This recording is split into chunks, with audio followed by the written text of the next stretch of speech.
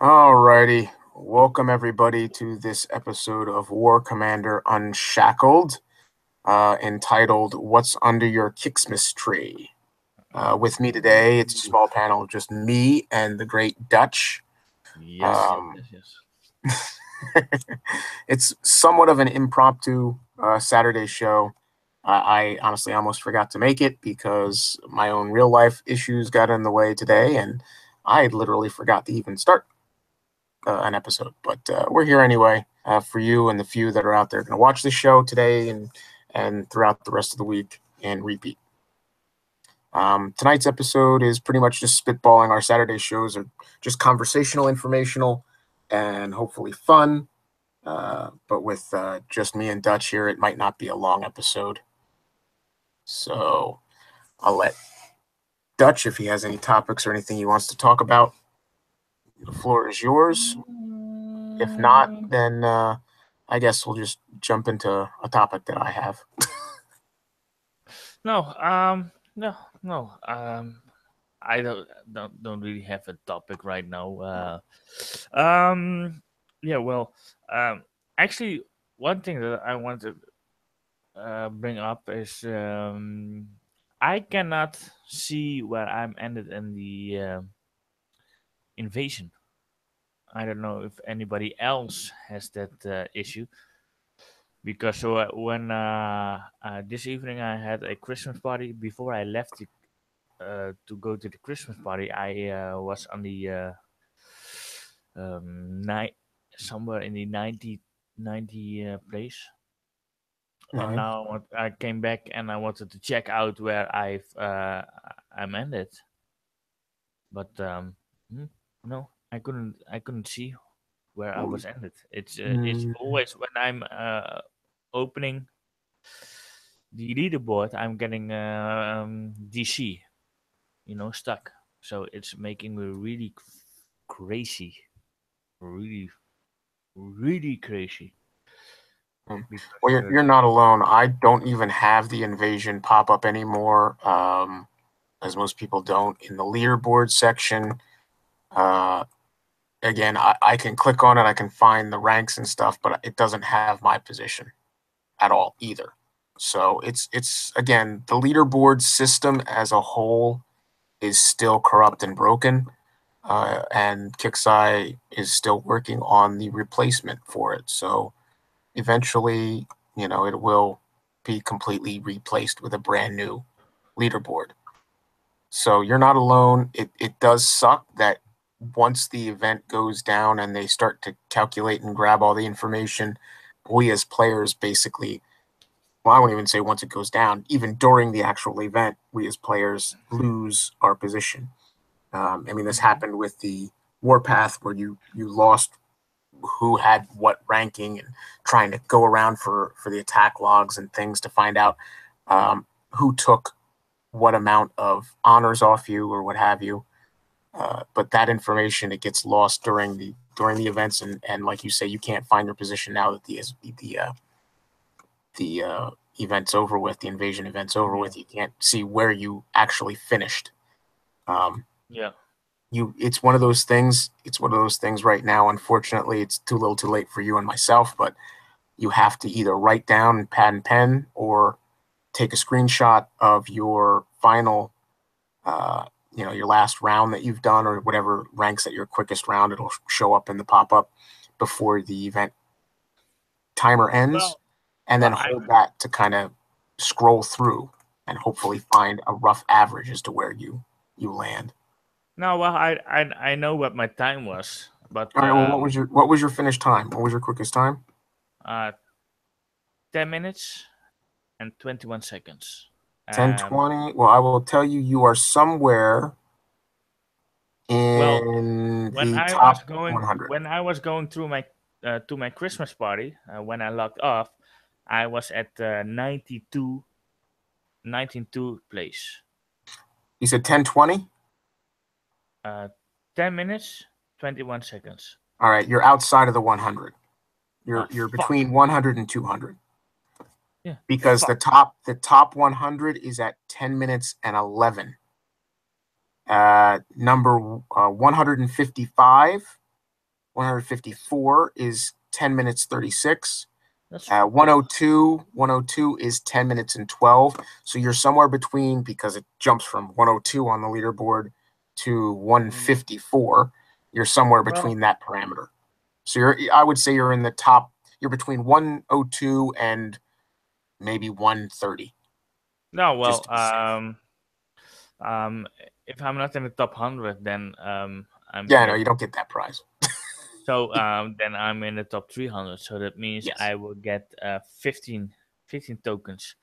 And I've been doing so many rounds. I already have the other 6 tokens. So I will have my 21 tokens. Oh, there you go. At least you still, hopefully got what you were looking for. Anything else you have besides that, now that we've basically surmised the answer to that question? No. Well, no. No. Didn't go south, Crash. Valhalla was 10 minutes 11. Good for him. I didn't even rank into that. I did not do it for speed. I just did it to do it because I was not interested in it. So. No. Well, yeah. Well, I did it to get the Draken tokens. Mm-hmm. Yeah, that was the only reason why I did it. But I do gotta tell you, this was a tough one. It was a tough one. Yeah. Yeah, 9 and 10 waves. 9 and 10 were pretty strong.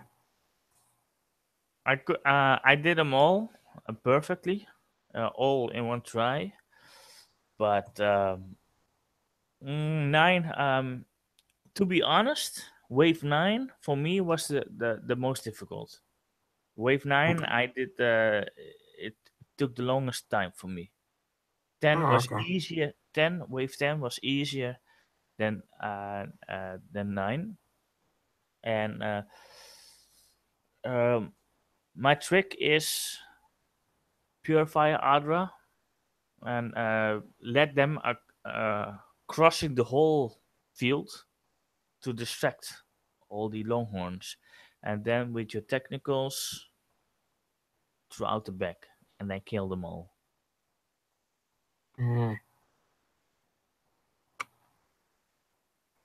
That was my yeah. That was your tactic? That's how I did it.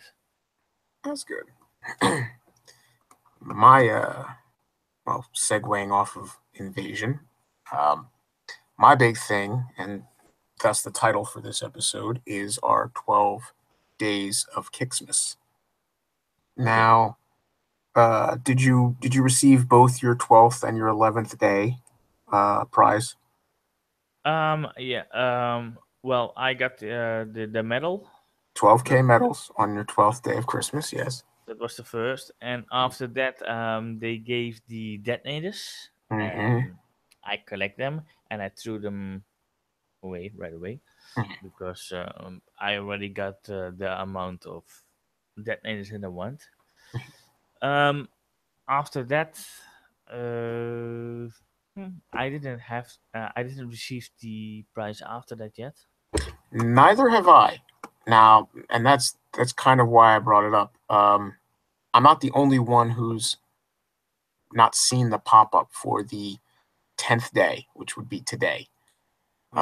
Normally the 12 days of Kixmas follow the pattern of the poem. So you get 12 on the first day, 11 on the second, and today would have been 10 of an item. Now, just spitballing, rational understanding, what did pop up on my screen was a bloody starter pack, December starter pack, which is the command center level upgrade, faction units and thorium production units and all this other crap that I can't use because it actually downgrades what I have in my base. So I thought possibly that could be an issue. However, thinking rational after I pulled my head out of my ass, I also realized, like you, I collected my 11 detonators. Those detonators, because they come pre-built, actually put me over capacity. So I don't know for those. Obviously, it doesn't apply to you because you had already deleted them and you're under your capacity level for items, correct? Wait, Your storage is. according to someone, I'm not loud. I'm not loud enough. So. Oh, Animal says he just refreshed and got the Siege Squadron boss base pop up.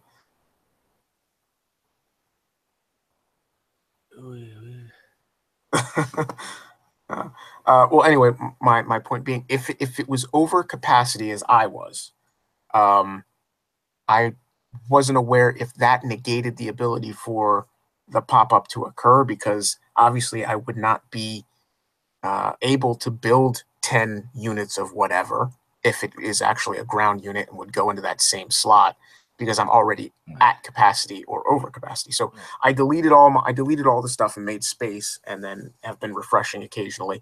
I'm waiting for I have 10 minutes and 20 seconds left on the starter pack window. Once that thing's gone, hopefully that might come up. Although I thank the people out there on YouTube who are saying that they've refreshed and have seen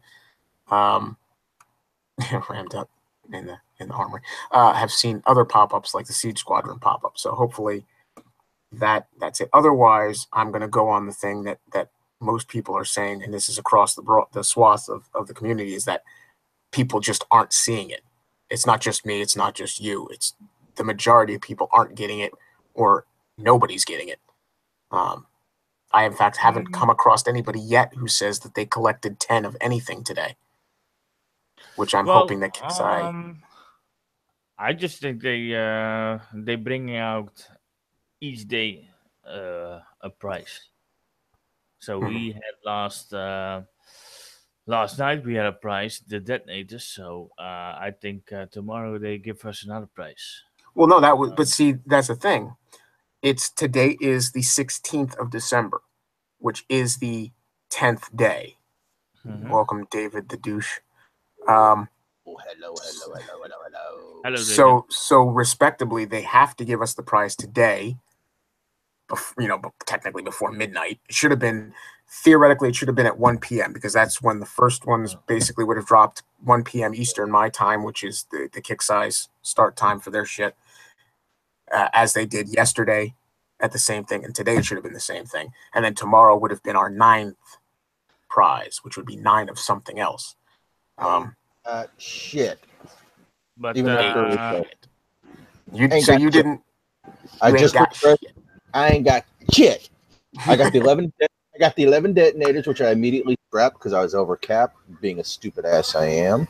Yeah, but that's your own fault. That's your own fault that you don't appreciate what Kix gave you. Well, I appreciate free as me.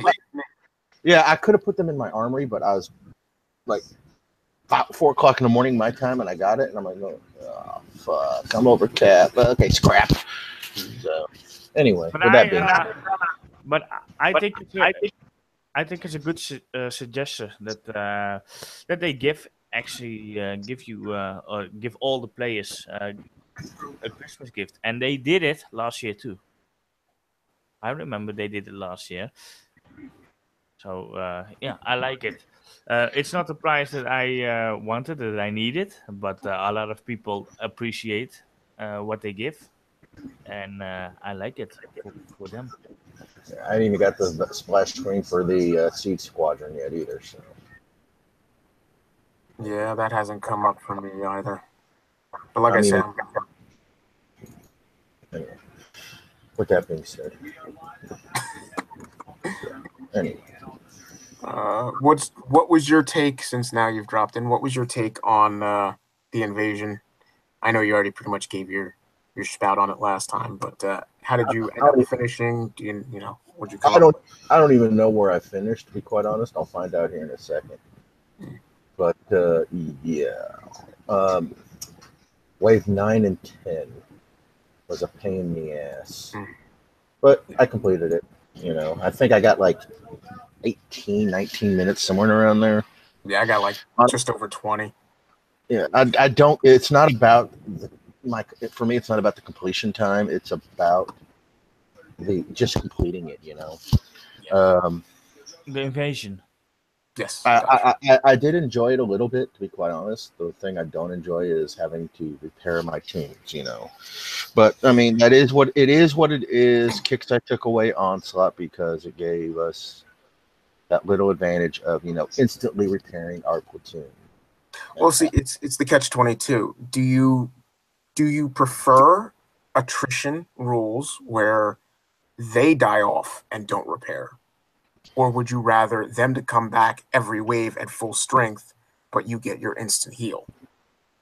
It's a catch-22, as you said. So no, I mean, I don't for the lower levels. No, for us higher levels, that can probably do it with what units we have, and pray that level 9 and wave 9 and 10 don't obliterate us.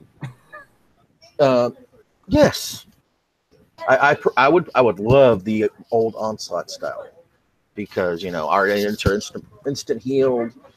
We don't have to sit and wait however long it is.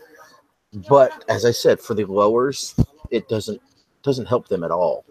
No. To be able to get this. So Warpath is fine for me. I'd rather see it to help out the mid to low level players just for that reason of the attrition. Yeah, that's because lower levels don't have the units we do.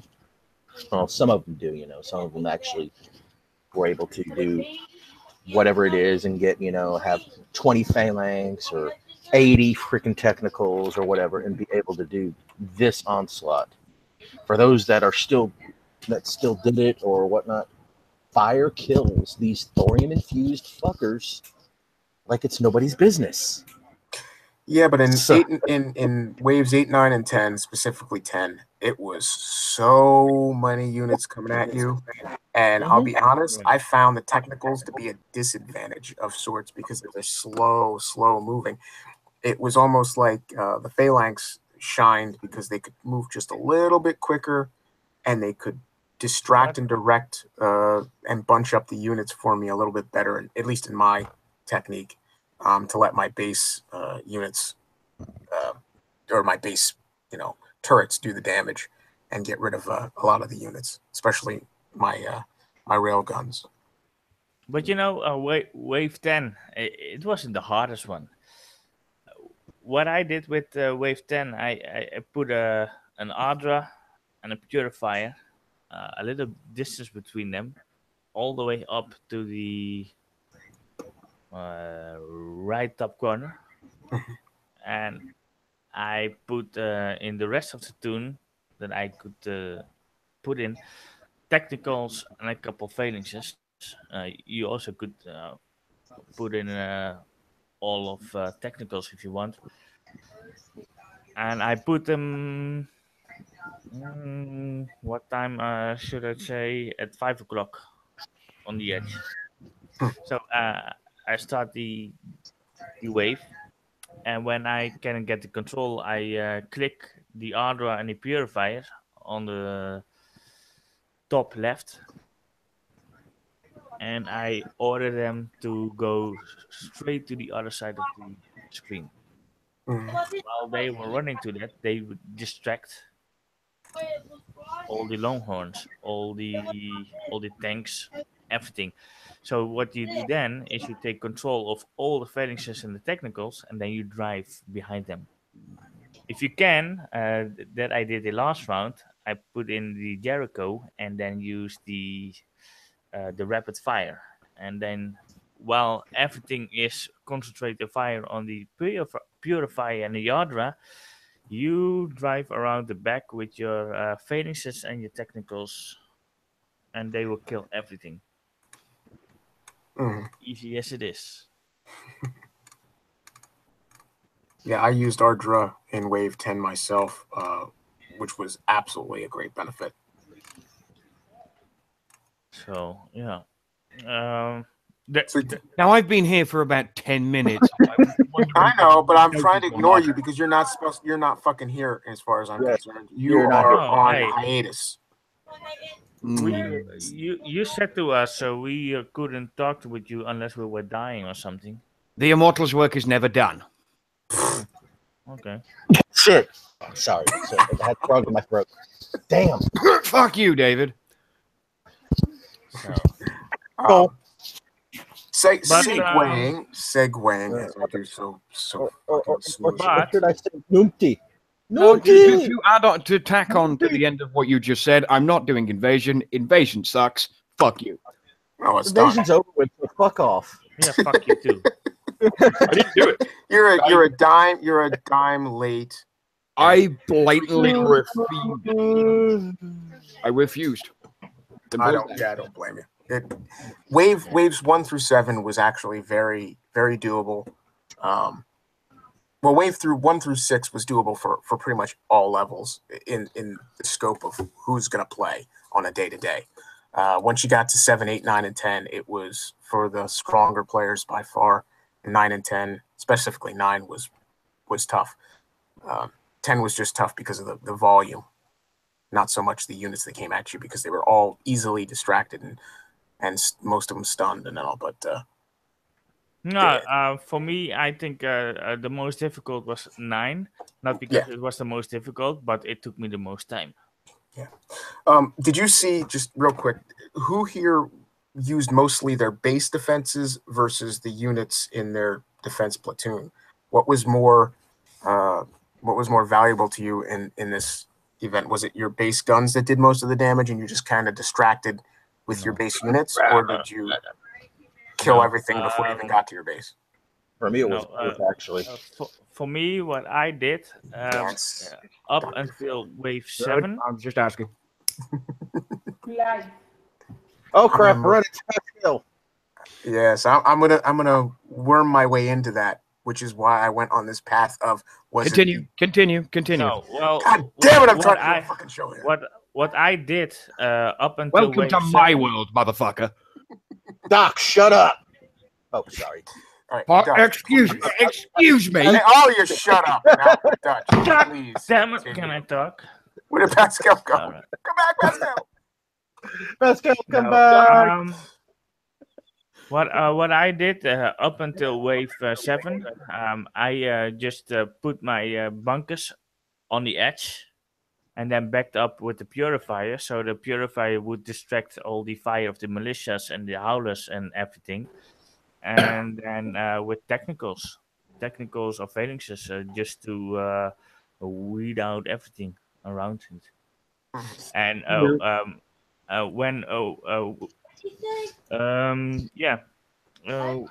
I write everything down. Wave 7, that was the first wave when everything started to come around on the coming at you at every corner. So that's the wave when I started to put my bunkers behind the walls. Okay. And but wave 1, 2, 3, 4, 5, 6, 7, I just placed my bunkers outside, backed up with the purifier, and then technicals and phalanxes. Okay.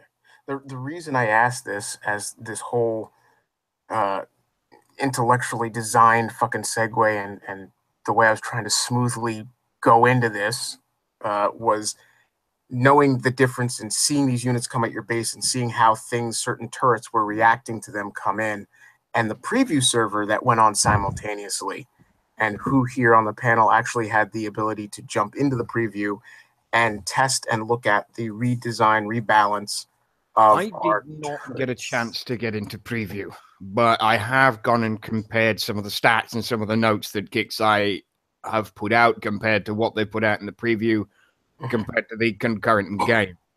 Well, there are some problems. Yes. One thing that's notable, I did, in fact, get into the preview.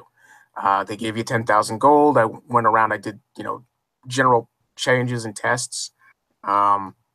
And the one thing that was noteworthy right off the bat is the hunter missile damage change is noted to go to 1.6 million in the text in the forum post.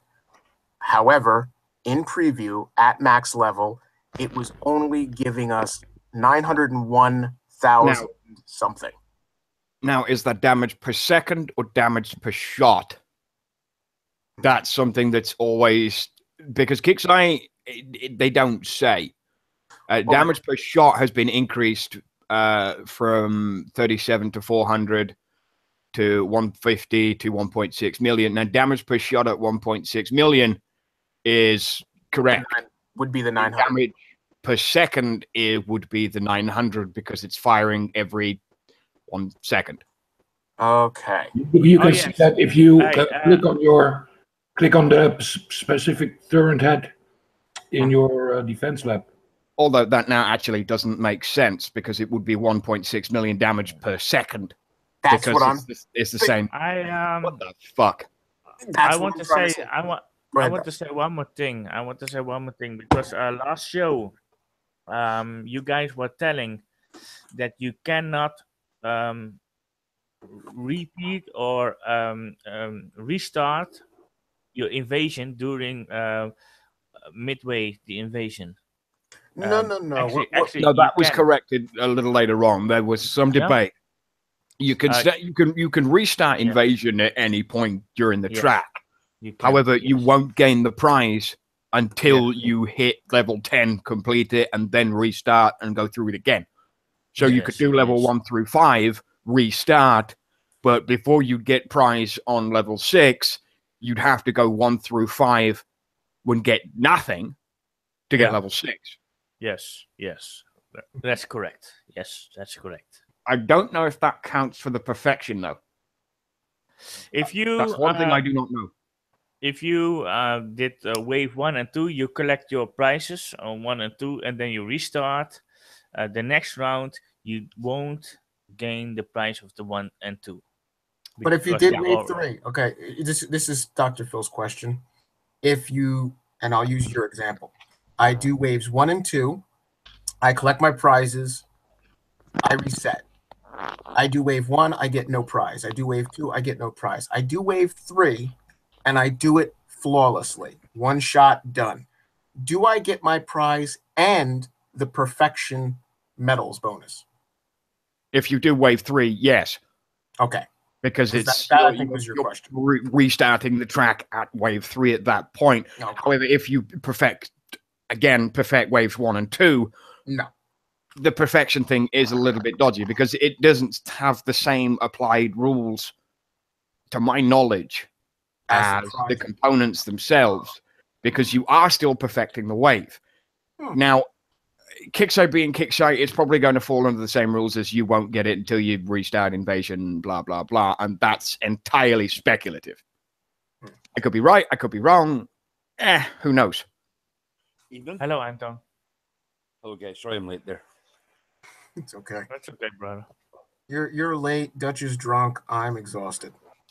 I'm late too. And Doc's the asshole. Shut the fuck up, you son of a bitch. I'm drunk. I'm late. Can you guys hear me or I'm ignored or something? We can hear you. I can hear you just fine, Pascal. I hear you just fine. Sorry. So, Pascal, how did you feel? Did you get into the preview? And not me, but I watched my girlfriend. She was in preview, and she played a little all around with the stuff. And I personally think it's a great change. And when they updated the specs on the forum, I think it's a great change, and also for the lower level players, because I had a feeling it didn't work proper, because the railgun, you can encounter him with a juggernaut and you can kill him. And like what Wrong Thinker said, if you have a bunch of liberators, the change will not do what's only for the heavy vehicles. If you look to the flak tank, the heavy flak, nobody uses the heavy flaks. And I really hope they do it like they said, because your drones and all that. Sorry? The stats that I'm reading on the heavy flak, it's not one I actually got around to looking at. I only got hold of the rail and the hunter statistics, because those are the two main heavy turrets that people use. Now, probably now they will actually use they're going to use the flak, because I'm simple. If the siege squadron comes out, probably you're going to need him. Because if you get attacked by the Omega Siege Squadron, it's 5 planes in a row, and the Hunter shoot only one target, so probably you're going to need the flak. The thing is with that, the Siege Squadron, as far as the environment that was thrown out in the video, you only actually get 1 health bar, not 5. So it's probably going to be a singular hitbox. Yeah. So it doesn't matter if you're shooting 5 planes or 1 plane, that bar will remain that bar, as will the hitbox. So ironically, it's one of those ridiculous things that kix completely overlooked. Rather than having 1 plane's worth of damage and you knock it out like you would knock out a PK, for instance, you take the 1 missile at a time. They've got 5 planes, but only 1 of them is actually showing the health bar, and it's annoying. It would be better if they did it as the squadron as 1 or 3 or 5, depending on what level it was at the time. And you will be able to see, well, I've killed this plane, I've killed this plane, I've got 3 more planes to go. When he drops it again, he's going to die. You know, in the olden days, you had a bunker there, and you had a mixture of units in your bunker. Yeah. One would target one, and one would target another. Like, I wonder if you've got a Hunter and a flak, will they target 2 different units coming out of the plane? Or will they because of the range differences, you're gonna. Or coming out of the Siege Squadron, you remember the Siege Squadron. You're targeting the plane itself. You're still targeting. I want to just say this just for clarity. You're always targeting the plane singular itself, regardless. This is in my opinion, based on the video. Regardless if you have the standard, the elite, which spawns 3, or the Omega, which spawns 5, and like Doc said. Just recently, just a moment ago, it is a single hitbox, so it's 1 life bar, regardless of whether you have 1 plane deploying or 5 in the Omega status. That would be cheaper if that was the case. Yeah. So the question is, if you have the flak going and the Hunter should start targeting because of the range that it has. Now the upgrades, did they reduce? Oh my God! See, now this is where I missed. I have the information that the Hunter's range at max would be 700. Flak, what's the flak's max range? 700. 700. So they're both equivalent now. All of the heavy turrets, ironically, have the same range. However, with the heavy flak, at the moment, what they're saying is they're having what they call a damage fall off, increased from 0 to 50%. So on the edge of the 700, you're taking 50% less damage until you come in, because it's the splash. And that's the vice versa with the Hunter. You have the lockdown, so if the Hunter is in the 700 range, you have 1,000 range. Yeah, the Hunter's a different beastie. The Hunter is a different beastie, because if you run 2 Hunters and you have 1 at one side of your base and 1 at one side of the other, and one locks in as you've just got into the 700 range and you come in a little bit further, that lock-on is 1,000 range for both Hunters. As soon as you get that lock-on, you get both of them on you, 90% of the time. Okay, that was what I was wondering.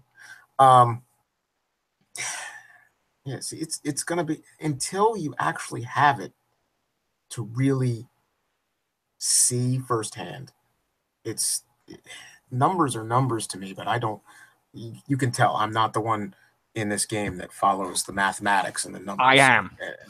You are. I'm the physical person. I'm a hands-on kind of player. You watch it as it goes. I mean, that's probably better than doing it mathematically. I mean, no, it's good to have the understanding, and that's doing the numbers game will only get you so far. You can say, I've got this much, I can do this much, and I will have either this much left over or a little bit more or a little bit less, depending on how well I do or how badly I do, if I fuck something up, or prevalence to any of that kind of hyperbole and a bunch of other shit entirely. But the one thing that that's in here at the moment is I keep relooking over the statistics that I've got. Is the avalanches are getting a secondary boost. They've had one already, but what everyone's looking, they're getting a second one. So we had the first one from, I think, 1.6 to 16. And the next one is going from, where's it bloody gone? I had it a second ago. Equip costs have been reduced. Cumulative research time. Yeah, cumulative research cost. Damage scales from 10k to 16k per shot from levels 1 to 9. And 10 to 20k per shot from levels 1 through 10. Range now scales up through level 10, range reduction to level 8 from 600 to 575. And the cap, so they're adjusting the range and they're adjusting some of the DPS that comes out of it, as well as the cumulative research times and a bunch of other stuff, which is good, but what they're now playing the range game again. kix3 is playing the range game over the damage game. Well, and with the railgun, they're playing the damage game because they're removing all splash. Now, did any of you notice any? Okay, we're gonna have to go into actual life science for a railgun. Well, no. I understand a railgun is not supposed to have any splash. I understand that, and I agree. It's not necessarily. Well, no, okay. It depends on the type of ordnance that is used. If it's shut up, let me finish. Yeah, I know. A single shot, a rail launcher is magnetic. Yes. It's all done on magnetic propulsion, and it's usually a single heavy object fired through the magnetic rails. Yes. So it's a single shot, but what they're not taking into account is kinetic damage as well. So anything that it is in an area, when a railgun shoots at something, you don't see sort of a small crater like you would when you use a Titan or a Sandstorm or something like that. They usually leave potholes in a base, or when you're hitting tunes and you've missed, they leave the pothole. What the railgun should do is have an inherent splash damage. Although the 10 to 0, again, it all depends on the type of ordnance. Some would have the kinetic resistant damage and others would not. And it would be a single punch through. In this case, they'd instead of a splash, they'd have to have a piercing. That was what I was getting at. My point is your object that you're propelling, it's basically a slingshot using magnets to propel it. You have a sled, or in this case, a magnetic propulsion system that's sliding this ordnance down the rail towards the target. If you punch through the target, it should pierce and go and add damage to all objects behind said target. So if you had a row of trees, it goes through the first tree, continues into the second tree and the third tree, and so forth. That is the flame on the technicals that goes through everything. Yes, and that is the theory in game principle, not in reality, but that I came to with the rail systems that kix3 brought back with the days of the tank that we got. All right, now the reason I brought up the splash reduction is not because it's supposed to have a technical and an inherent splash per se, but has anybody noticed any reduction in overall damage strength from your railguns with the reduction? Because I was worried, because when you tinker with one faction of something in this game, it tends to, accidentally cause issues with something else. And I just wanted to make sure, back in the vein of our little flying butterfly guys with their flame tech, that all of a sudden when they suicided with twice the damage that they were supposed to, because they tinkered with one thing and it messed something up. I just want to know if anybody else thought they saw any reduction in the damage from the rails, because I used my go-go bar and my juggernaut as a basis with the railgun in the preview, and I counted how many shots it took to kill my juggernaut comparative to the one that we have in game that has not been touched yet, and it came out equal.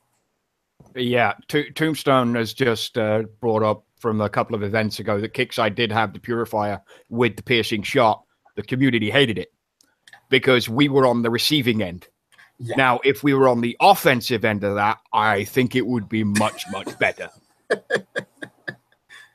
Because it's a skill and a tactic that we could use to our own advantage, much like we do the Juggernaut Splash, the Growler Decoy, the concussion on certain, for Jericho, for instance, when you're doing shit like that, move and shoot. Phalanx, using the Spartans as decoys when you're smashing bases and you need to get something done real quick. What do? You use the Spartans for cover. You take a little bit of damage, the Spartans come out, the turrets fire at the Spartans, you clean the rest of the fucking base. Its job's a good one. A good example for that is the Enforcer. Everything what's in his max range will be demolished. Mm-hmm. Well, not anymore, but back in the day. Yeah, the Enforcer had the real railgun effect. Mm-hmm.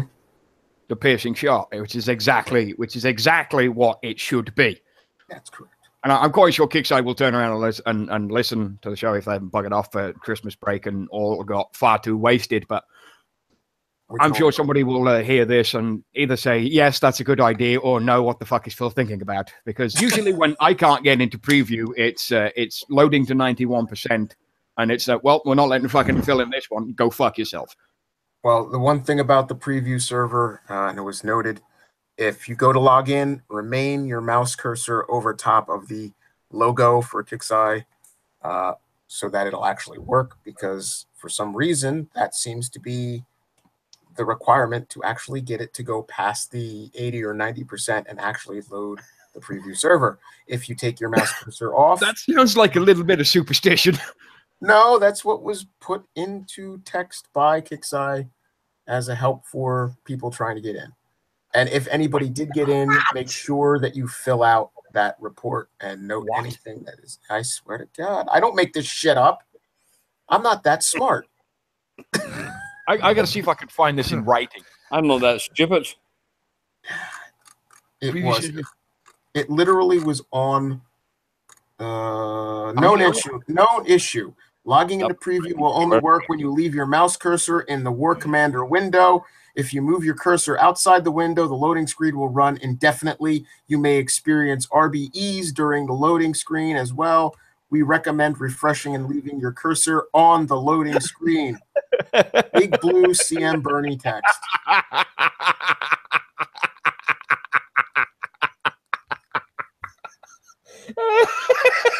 Doc, breathe. You're gonna bust the ribs. Stop it. Wow. I cannot actually believe that was technical support of some kind to get into. That's the stupidest fucking thing I've ever heard. Yeah, I've never heard of this idea, but I figured, what the fuck? I've heard about being in active windows and having Flash not load in an inactive window, but for crap. Oh my God. I have a question. Is it April Fool or is it December? I don't know. Well, it's December the 7th. So they're about 4 months early. Yeah. Next, you're going to have to crush both fingers, crush your legs, crush your toes, crush your eyes, turn around, kiss your ass, just to get it. Draw a pentagram of salt on the floor, light a big bonfire with a bunch of hippie stuff, and start sacrificing people to Satan. And what about no? We can't sacrifice people to Satan. Maybe a chicken. I could sacrifice you to Satan with no problems. Yeah, well, you don't want me. You kicked me out last week. All right, back on track. I'm sending you back. Can't. He don't want me. I got a permanent ban to hell. I don't know, guys. I don't know if you. Sorry, I'm late. First of all, sorry. Please. Hey, okay. Sector and Pascal, don't worry about it. Some numpty forgot to post it. Oh, but the other thing is, I don't know if you warned the community, because kix is so sweet to give us Christmas presents, but the 11 detonators, they are built already. So if you have a full storage, please throw your detonators into your museum, because or else you get reported for overcap. Yeah, that's the next thing. Yeah, we talked about it. I said, I have not received mine. That's good. Now I have a little bit further of a panel to retouch on this subject. Did you gentlemen get your prize for today? The 10th? 10. I have not. No, not yet. I don't think anybody. My last prize was the 11 detonators. Okay. Nobody has gotten a prize for 24 hours. Iron Hand scrapped his. David scrapped his immediately. Dutch scrapped his. Yeah. I scrapped mine tonight because it put me over cap. I went over cap as well, so it did.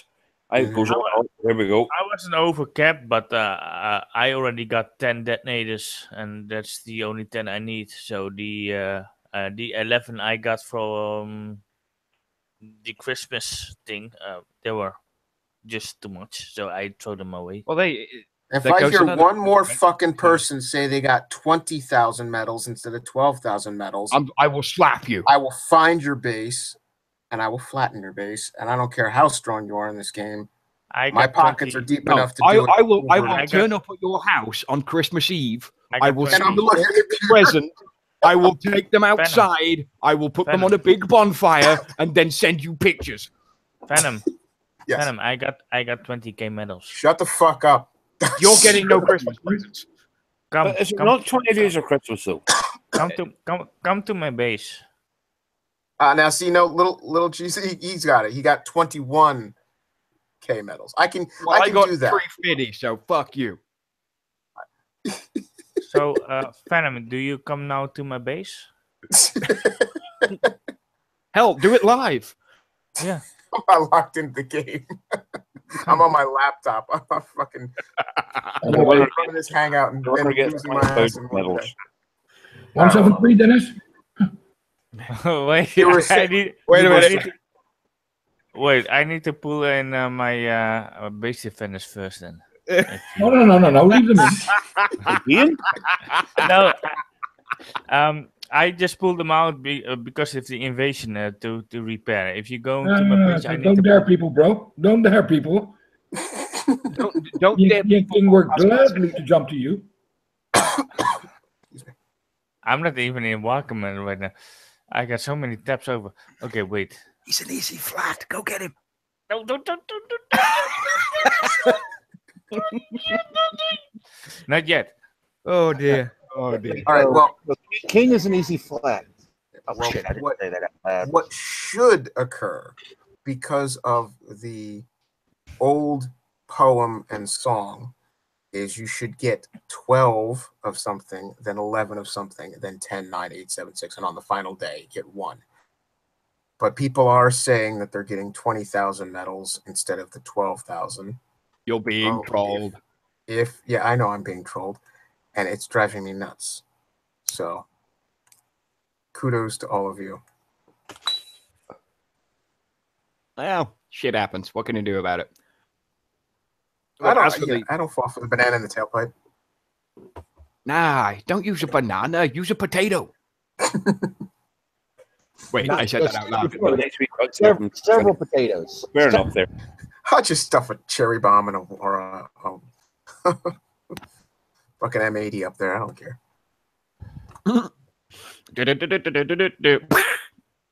Yep.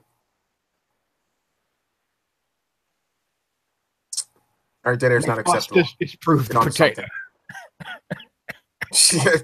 Potato kills everything. It's got to be a big enough potato. That's the thing. Bloody hell.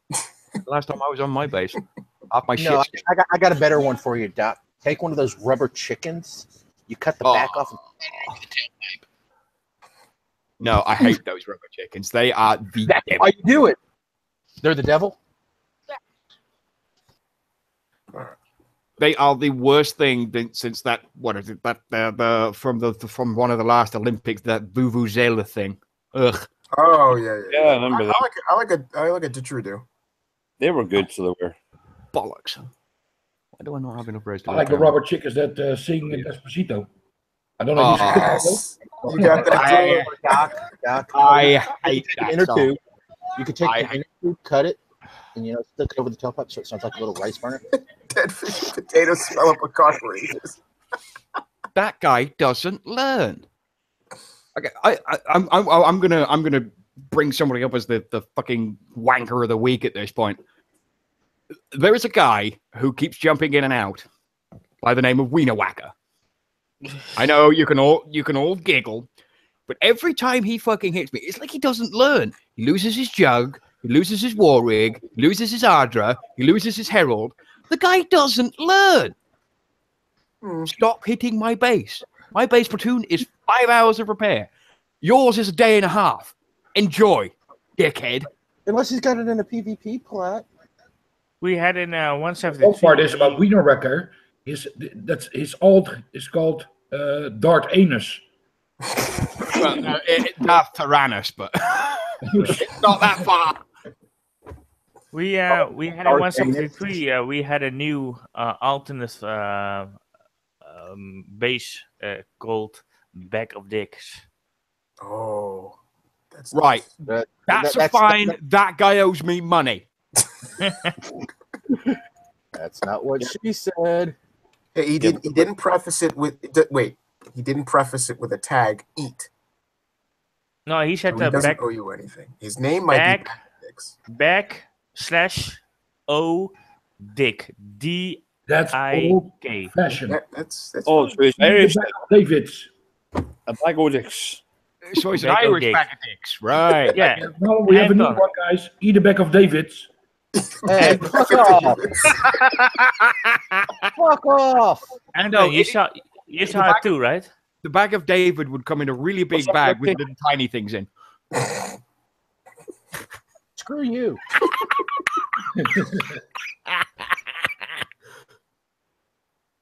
Oh, I couldn't resist that, David. I'm not sorry. I know you're not sorry. And you're a numpty. That's your new nickname. Look, you're not British. You're not allowed to use that word. Numpty. And you know what comes to mind when I say that? I don't care. It was a movie. The This is Golden me Child. not giving a fuck. The Golden Child. Yes, Numpty.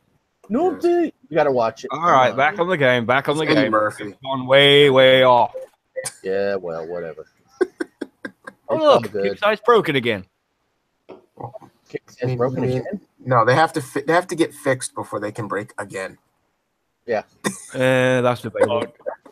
They don't need to. They don't need Oh to. my god. One of the things is like, when did platoons get so fucking expensive? It's okay. Hang on. Okay. So a full plat of zombies is 4 hours 28 minutes. In a PvP plat, 3 hours 15 minutes. Where's the 50% reduction time? Oh, That's a. it's a doozy. It's a doozy. I'll give him that. Is that old chestnut there? It's the same with the gold. Yeah.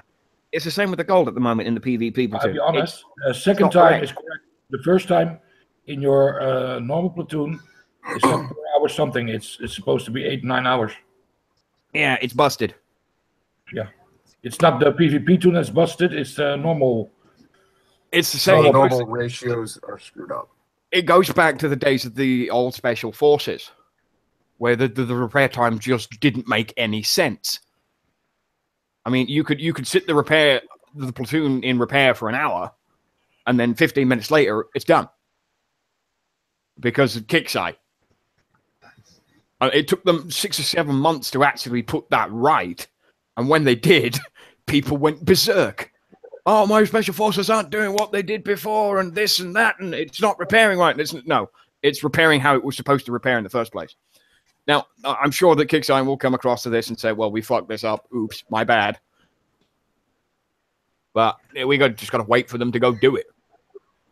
And some bugs, they get on real fast. Some bugs, they don't. My rocket silos aren't loaded, neither can I reload. Well, shit. Well, you're fucked, aren't you? Yeah, drone silos are fucked too. What is it? All right, so quick rundown. Why not? Mine works. Leaderboards. Mine works. No, For once.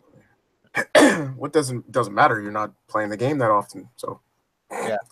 Doc, you don't matter. Doc doesn't matter. Doc doesn't matter. I'm sorry. Shut the fuck up, David. I mean, if Shadow Killer logged in, he would know that his Vanquisher the armament on his Vanquishers would work, but it doesn't really affect him anymore, does it? Well, there's clearly a fix because the Weaver's doing a perfect job with the shield. So Yep. He's still sat in my Liberator plat. He doesn't do much these days. Mm. Did you? All right, so let's see. Coming back to preview real quick. What about the adjustments to the other bastions? Your absorption, your fusion, Is and that in all there? that was touched on in there. Did you see any benefits to them in the preview along with the adjustments, like with the Still take 2 Hunter, shots etc. out there. Mm. Hold on a second, I will ask. Erica, I haven't when you were in nothing preview, detailed on it. No. I'm just saying. I'm saying using them in the preview with using No, there's them no bastions difference. in the preview with the adjustments. Did you see any like changes that you didn't think? No adjustment to the support turns. No, not that there wasn't adjustments to the support bastions themselves. What I'm saying is with the changes in the Hunter and the Flak and the rail, Bro, you using can the Hunter, or you need to disconnect them from your rail or launch or whatever, but you don't see the difference. You cannot check them. Okay. You know, it's so hard to see the Using difference like if you a Fury or something like that. You know, it's so hard to see the difference, and then you end attack, you take the fusion off, and you do again the Hunter against Herald or something. You don't see the difference. It's Okay. Apparently, Valhalla has said Workshop is busted in preview as well. All tech removed, can't re-equip. Yeah, I noticed that. I couldn't equip any tech on my and also certain things were coming up in Valid Platoon. I couldn't deploy a lot of items that I really wanted to. The preview is usually a couple of weeks old of the snapshot in your base, and depending on, I mean, this needs working on. I think there should be several more previews before they even consider this as a main release. And the other side of the coin, I mean, we can discuss it in PvP until the cows come home, but the other side of the coin is PvE. And if we're going to get them in our bases, kix3 are going to get them in theirs. And that's the flip side of the coin. So a rebalance might be good in the short term, but in the long term, it's going to be more costly if you mess anything up specifically. I mean, and it does happen in some bases. You are no word of to the side. You are forced to take some damage in certain bases to get something done. I'm fine with the rules of attrition being what they are, trying to get everything done with the least amount of damage possible. But forcible damage for a ridiculous payout on certain things is absolutely ridiculous. I don't want to kick out Ron Thinker his hints about encountering a railgun, because he said if you send a bunch of liberators in there, but old-fashioned riflemen. Old-fashioned riflemen. If they got a new boost, send in a bunch of riflemen. After that, something with long range, would you take out the guns? Yeah, quite easily. Yeah. Yeah, I personally think that the only thing that's not going to screw us is going to be the railgun. Enter Debo. Hello, Debo. Hello. Yeah, I'm not too enthused about any of these new turret upgrades. I mean, if you want to think about it, look at the support turrets. They give us support turrets. Everybody ecstatic. Man, these support turrets are fucking awesome. Now let them put a viral turret. Now let them put a viral turret on an avalanche and see how fast your Titan takes damage. Yeah, there's a second one to that. I mean, I've discussed the tactic a couple of times live, which I should not have done, to be perfectly honest, because it's now already being used by kix3 and only used by a few people who do who use their drones as cover a lot. I mean, one of the oldest and best tactics still is the Titan Jericho, and I still use it now because it's useful to distract and take out certain targets. But with viral, that shit goes by the wayside because you get 3 or 4 shots on a couple of your drones, they're dead, and so's your Titan, and there's 14 hours for absolutely bugger all. Does it actually work? Because I tried it, but no success. Does it work for you, Debo? Did you try it? It depends on what you put on it, because a hunter it goes for your main unit, and a viral not. viral viral on a hunter is completely useless. Now, viral on heavy flak is great. Yes, because the heavy flak will hit blackout drones. Oh. Even though they're stealth, because the heavy flak has splash, it will hit blackout drones. Same thing with the microwaves in the 90s. With your Sandstorm or Titan drones, then the blackout drones, get a splash damage. Or else, if you send in only a blackout, that doesn't suppose because they are untargetable. If your blackout come in range of the flag, then everything go dead. Yeah.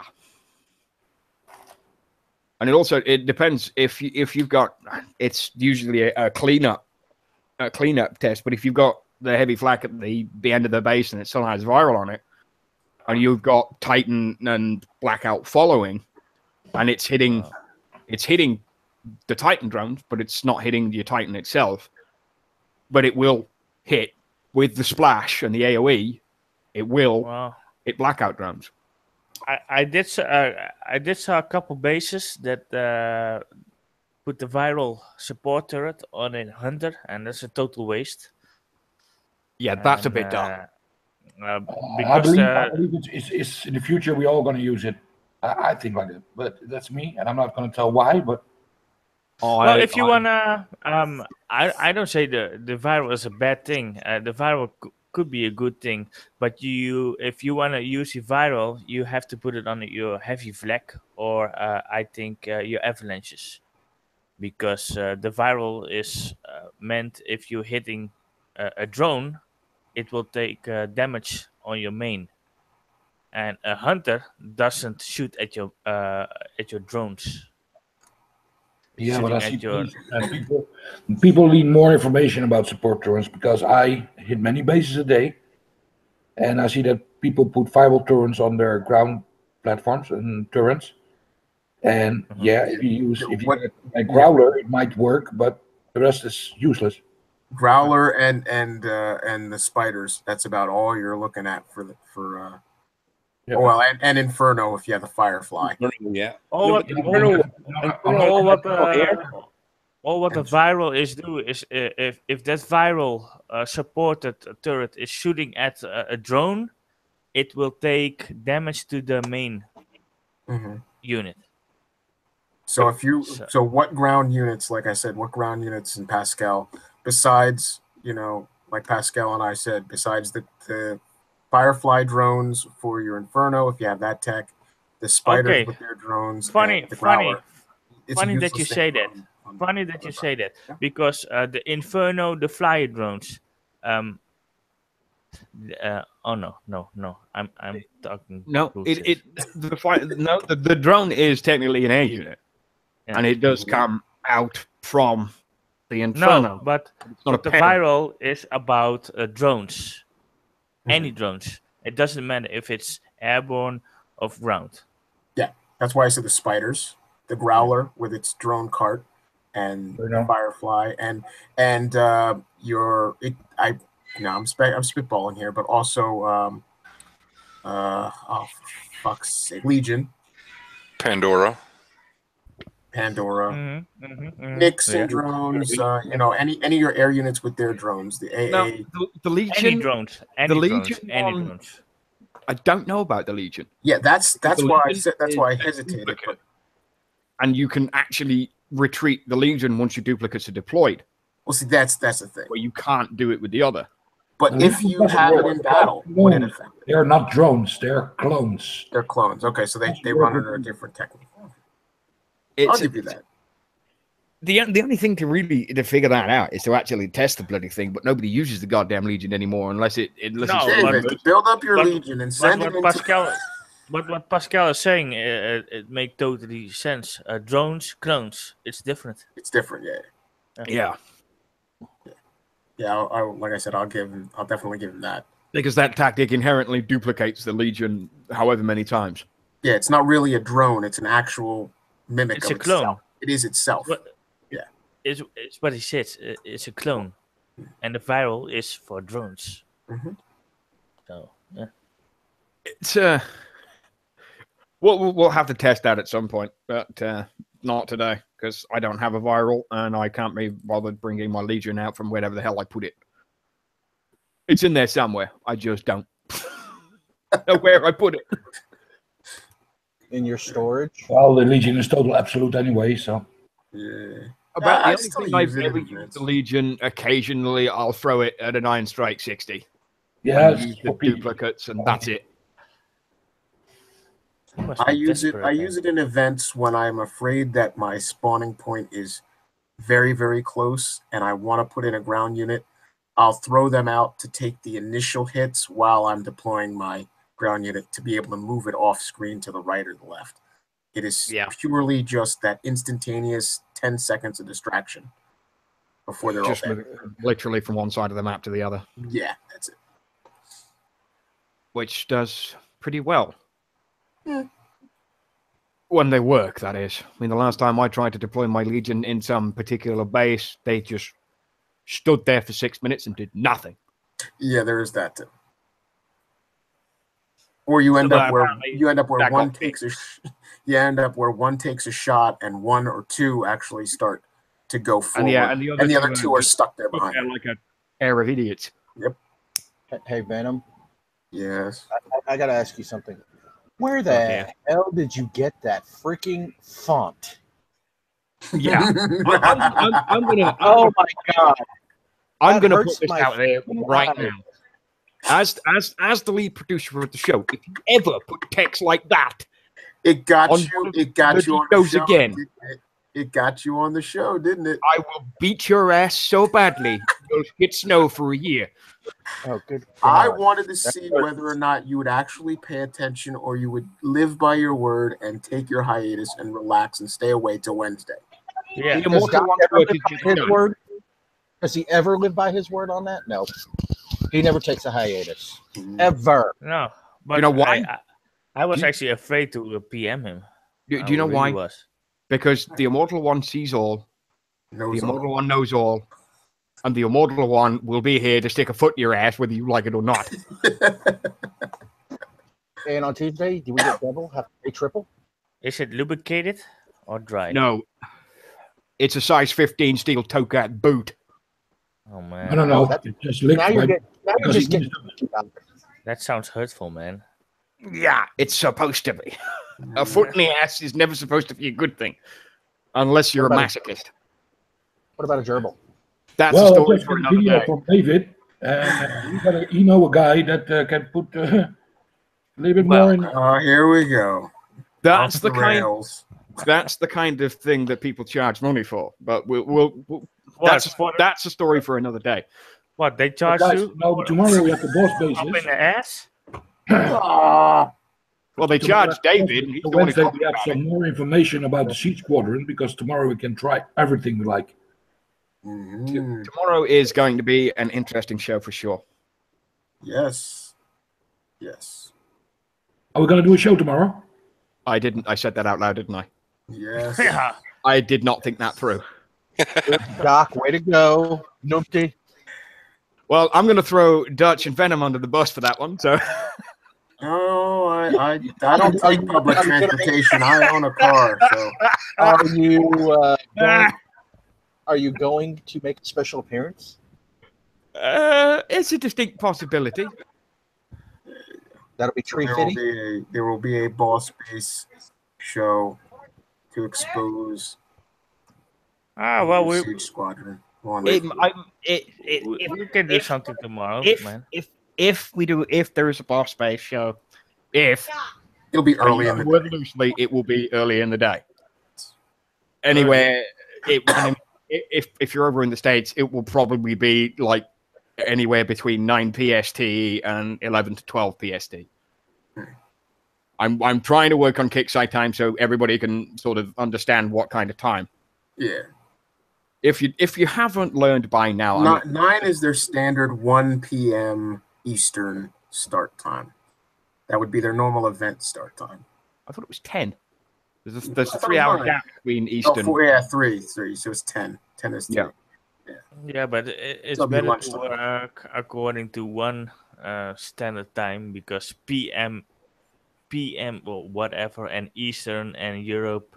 I mean, It's getting. I only follow Big Ben. At this point, if Shadow concrete the idea of 7:30 Eastern, that was his thing, and I always knew when 7:30 Eastern was and 9:30 Eastern in the old days when I used to do the show at 2:30 in the fucking morning, and I was dead for hours afterwards because the show would run anywhere up to 4, 4:30, 5 in the morning. And when we had the first appearance of Wrong Thing on the show, by the time the show was finished, it was almost 6 a.m.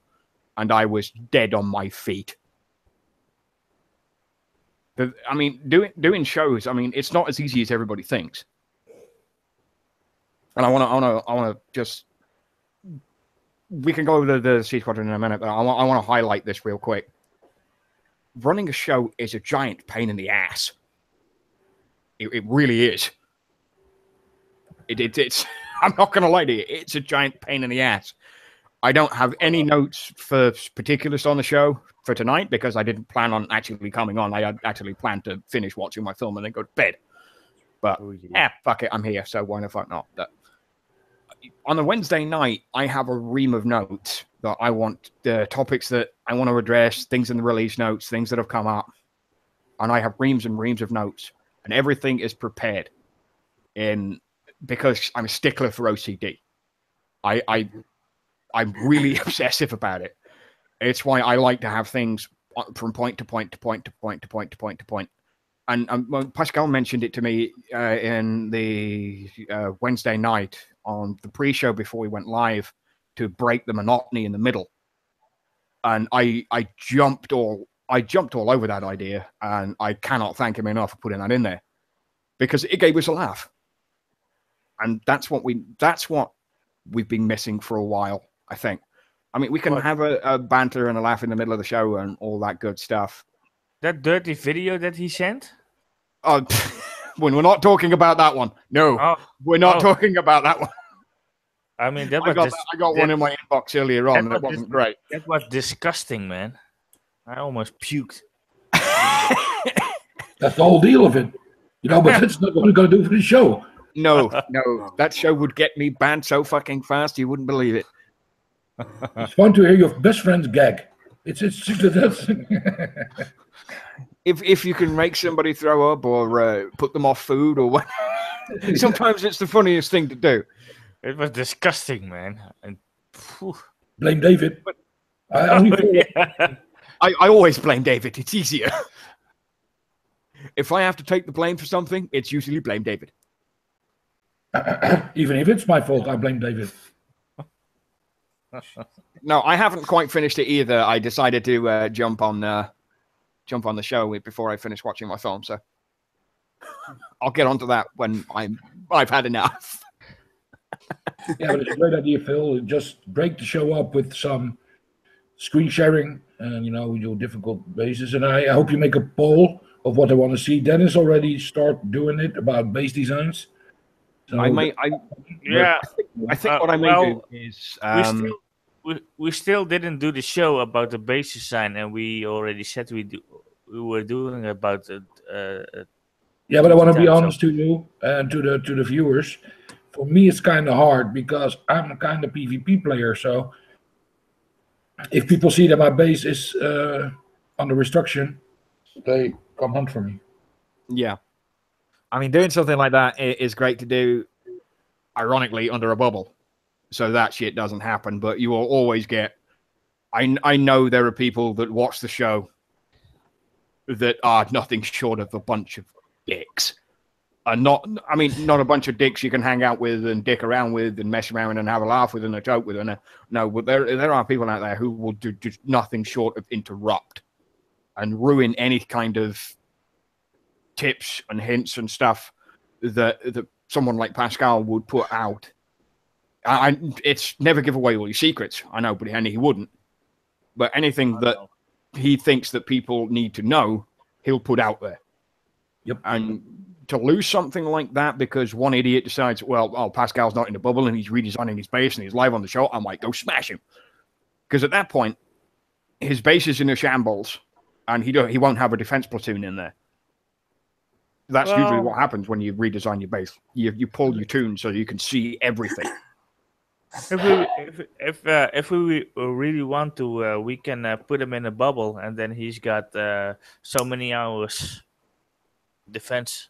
So That's always an option. And I mean, we're getting towards the event show. The event show being next week. Well, the event show being Thursday, the main show before being Wednesday. I mean, I think a lot of people been looking forward to a base design show because we promoted it, and I think a lot of people would like it. I think a lot of people looking forward to it. So I think we should definitely do it. The thing is with a base design is generally quite personal. It's your units, your base, your layout, what turrets that you use, and what Pascal would do for me, for instance, wouldn't work for somebody else, or it wouldn't work for what works for me wouldn't work for him. And a base design is extremely personal. I mean, you can copy a base design like it's nothing. I mean, I could copy Pascal's base design, Debo's base design. God forbid would I want to copy David's base design. I don't know why, but God forbid if I ever wanted to do that, I could, but it wouldn't work in the same aspect. No, you can provide. It is. You can, yeah. Well, maybe Phil, you've created a dare for somebody to say, "Go this design here," and try it. That might be another thing. I mean, a lot of bases in particular will work for defense waves, for instance, because a lot of them come in from the same angle. So you can defend against the defense waves by putting your base in a certain way. So copying a base for that reason would be ideal. Because what you're saying is absolutely correct. Really, that's why sometimes you need to get outside your zone to find the wee bits and bobs that you never knew about. It's the problem with me when every time I design a base, because I'm the stickler for symmetry and OCD. Every time I design my fucking base, it always ends up as a square. And no matter how many times I try and rebuild a base and make it look all funky and cool and thinking I'm doing really well, it's like, hang on a minute, I've just built another square, haven't I? Well, shit. I can't help it. It's like I like to have a base like Pascal had it on Wednesday night with the circular with the crisscross pattern in the middle, or a guy or Lonnie's base, for instance, that's real spread out.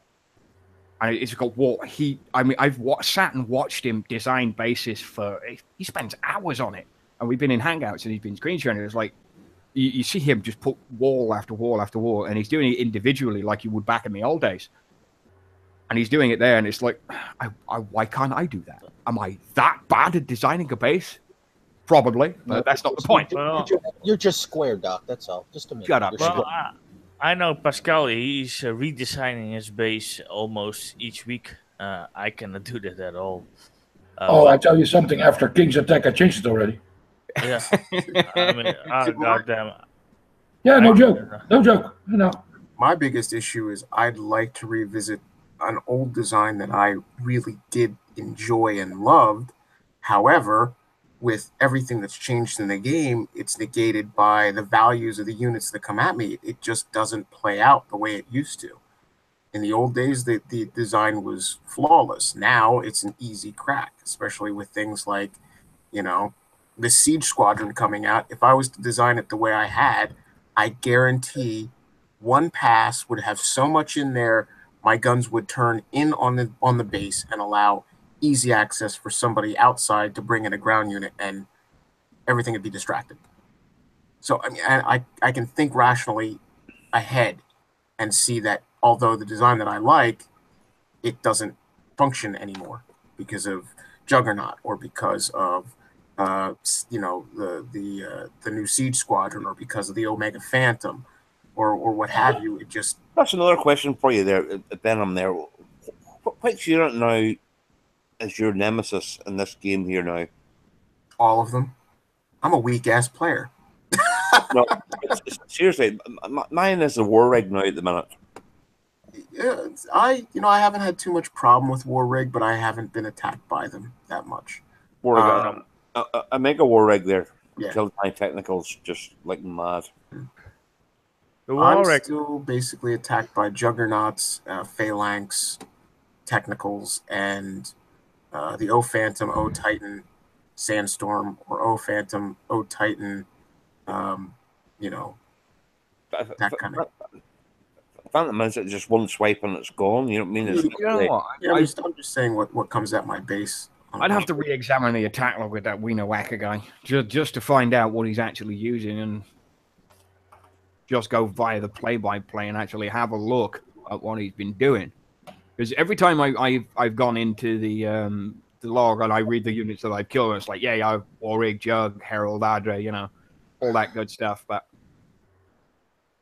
it gets a little ridiculous coming down to it, because he obviously, when that shit dies, he's got to be deploying more stuff. And there goes his Herald, and yeah, he's deploying a bunch of air at the end, because by the end of it, it's like, well, my base is half dead at that point. All the shit inside is really gone. And there's no guys, I want to show you something. I don't know if you can put me up presenting, please. Yes, I can. Oh no, I can't. Venom can do it though. Tonight we were in Sector X and we were smashing. And this guy, you probably know him. I don't want to name shame and everything. But he attacked my base and I redone it. I don't show you all. But he did 10% damage. That's 5 Valiants, 6 Night Owls, 1 Elite Blackout, 4 Jello Jackets, 1 Nyx, 2 Purifier, 1 Omega Titan, 1 Elite Warwick, 1 Omega Herald, 2 Attack Dogs, 4 Onis, 1 Omega Phantom, 1 Hailstorm, 1 Omega Juggernaut. And a partridge and a pear tree. He threw the kitchen sink at you. For 10%. Yeah, this is the things that I want to see for 10%, bro. And this is, and you know, if I show you what I killed there. It's not to brag, guys. It's not to brag, but you know, if we go for a sector, we smash bases and not one. You know, well, I've always known you for doing that, because you're damn good at it. You know, when you see all high levels, I don't like, oh, okay, Snow Bullet, but this is probably a tomb. Yeah, this is a tomb. It's 47s. This is our battle log for evening times 3, because we always jump the 3 of us. And this is a particular clan who's famous for killing people, but they had nothing to tell us, seriously. Here we went for 6 hours long.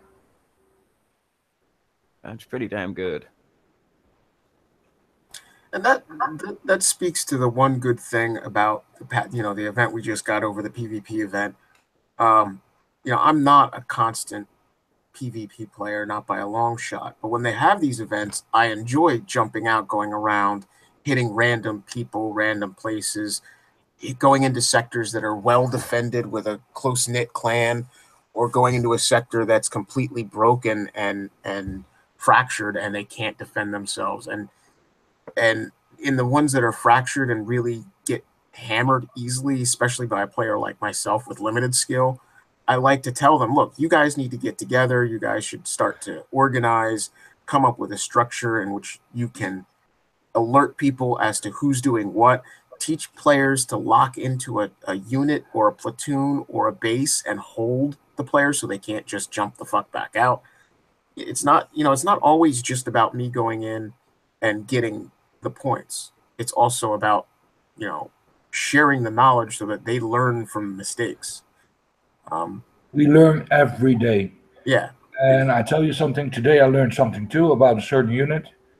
And that's what I'm not going to share, because if I put this out to the community, I will kill myself, my own tactics. Yeah, I will do it in a couple of weeks. You know what I mean?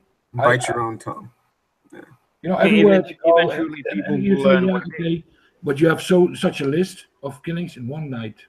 yes, there are offline bases, but there's also online bases, and we know how to kill the technicals, for example. You know, it's different. It's everybody, or people have them on defense, or people have them on, and it's a learn curve, because last week I killed a base that totally failed with my Felix, for example. But you know, it's a learning curve, and I learn from my attacks. I don't learn from PvP. That's my weakness. I don't learn from PvP, because what's with PvP, they move static. They walk from left to right or forward to backward. That's PvE, Pascal, PvE. Yeah, sorry, for PvE. I don't learn from PvE. I learn from PvP. I learn from PvP, live people who control their units, who are gonna attack my units. That's my learning curve. PvE has nothing to give me, you know. Yeah, there's a real gun. The militia walking from left to right, non-stop. If you come too close, they attack you, so you can kite them. You know, it's nothing. It's you cannot learn from the stuff.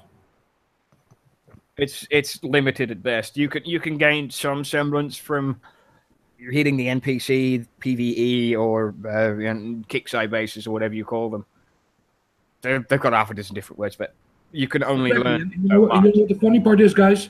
Tonight was with Scooby. Last Wednesday we had a PvP 1v1 with the King. You know what Scooby did tonight? He used his Onis. He used his ship. The same thing that King did. I said, hey, you're on my team, bro. Thank you, Austin. Thank you. Well, as usual with King being in the hangout, he hasn't said a goddamn bloody word, which is typical. He's probably stuffing his face. Well, I know he sent me a couple of logs of some of his recent fun, and that's always hilarious to see somebody somebody I don't like get bubbled. Yeah, but that's the whole point, guys. It's the whole point what we're talking about. We showed a 1v1 attack. I'm not defending. He defended.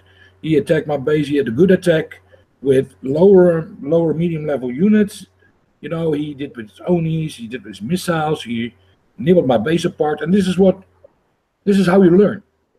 From this kind of view, it's not the free repair thing, what you see on YouTube all the time. You know, you have to, if you know, unit knowledge is so important. What can do? You know what I mean?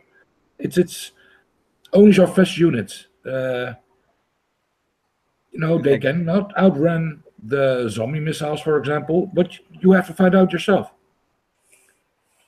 What have I just done? I almost disagree just a little bit, because I am very, big on both. I'm a huge PvP player, and I love my PvE. And I mean, I use PvE to learn my, to figure out my units. You can test your limitations in a PvE base with a unit a lot safer than testing it against another player in PvP. Yeah. So, like, for example, I mean, I can, try to start gauging the distance of my shots on a PvE base, instead of taking it up against somebody like Pascal and get my ass whooped. I'm going to take, a couple hits and be like, all right, cool. I got 15 minutes worth of damage. So, I mean, that's what, I personally use the PvE for. And, it's the same thing like the Drakens come out. So the Drakens come out. So the first thing I did is start throwing them in a platoon and start messing around with them. How long is the reload time? And this was before the tech came out. I was, gauging the reload time, gauging the damage that they actually did to the units, figured out the max range that I can get for them. And, now I have a better understanding of that unit. So I would be willing to put them in a platoon and go up against somebody's base and start using them. You know what I mean? So, yeah. Yeah, well, it's not totally. You got a point there too, because I remember now that I did with my Juggernaut, I did the PvP thing and count the wall blocks, how far my splash goes. That's true. Yep. But after I killed my Juggernaut several times, I finally got it. And now it's like what you do. But what I tried to tell is, I don't like to fight robots. I want to see people defending and learn from them what they use to counter you. You know, what you said is a perfectly reasonable sense, you know. But, you know, like kix3, for example, if you go PvP, PvE, and you say to a medium level player, now, okay, go there with your units and try to attack and kill it. I cannot explain because my jogger is max. His jogger is 20 or 90. If he encounters a support turret, he the fuck don't know what a support turret is, but he tried to encounter it. One shot, his jogger gone. You know, it's now hard for lower medium level players to do it to learn actually something from PvE. That's my point, because the bases are too hard for them. And you know, to test your jogger on a rogue base 30 or 60, you know, that's no competition. You know, there's no tutorial anymore in relation to the new modern equipment. That the only tutorial that you have is the original preliminary, out of date, out of touch with reality units that we started with, you know, honey badgers and you know, that kind of stuff. That is something. I remembered when I started a game like yesterday. You think I have time to do a fucking tutorial? And I was born in war. They smashed my ass all over the place, and I don't know what to do. Yeah, but I mean, it gave you the kindergarten version of how things were supposed to operate, and PvE is supposed to be that continuation. As new units come out, we're really, it's a requirement to use your PvE, and like you said, robotically going through the same exact stuff when the units in an Iron Strike 60 attack you the same way every single time. If you deploy from this point, you're pretty much getting this exact same response every single time. And you need to use those bases just to basically re-practice and hone an angle or a specific target distance. But that is not fun, and it's not functional until you take that and bring it over to PvP, where then the person out, you know, flanks you, and then you have to learn your adjustments. I mean, if you go out shooting your targets don't move. You have to do your solid static targets, and then you go out to moving targets and slates, and you know, that's when you start learning how to lead and how to do your sight adjustments and that kind of stuff. But they have to go hand in hand. You can't just have one and not the other. Really, to be a well-rounded player, being a farmer is not very wise in this game. This game is really a PvP-based game, but you need the PvE in there to help you in, you know, like he said, like Doxing said, as a safe way to take your units when you first get them, apply your known skills and your known technique, and see how they react to those known techniques, and then do your adjustments. Well, okay, obviously a warhorse doesn't fire the same way as a Challenger or a mega tank, or your you know, this unit doesn't react or doesn't turn the way that this other unit that I used to use does. So now I make my adjustments using PvE attacks as a safe way to take minimal damage or no damage, if at all possible, and learn the skill that I need to apply when I take that in an actual event, or I take that in a PvP event or PvP use, and then I don't have to worry about taking as much damage as I would if I just, like you did, Pascal, went straight into the fire, you know, in a war right off the bat.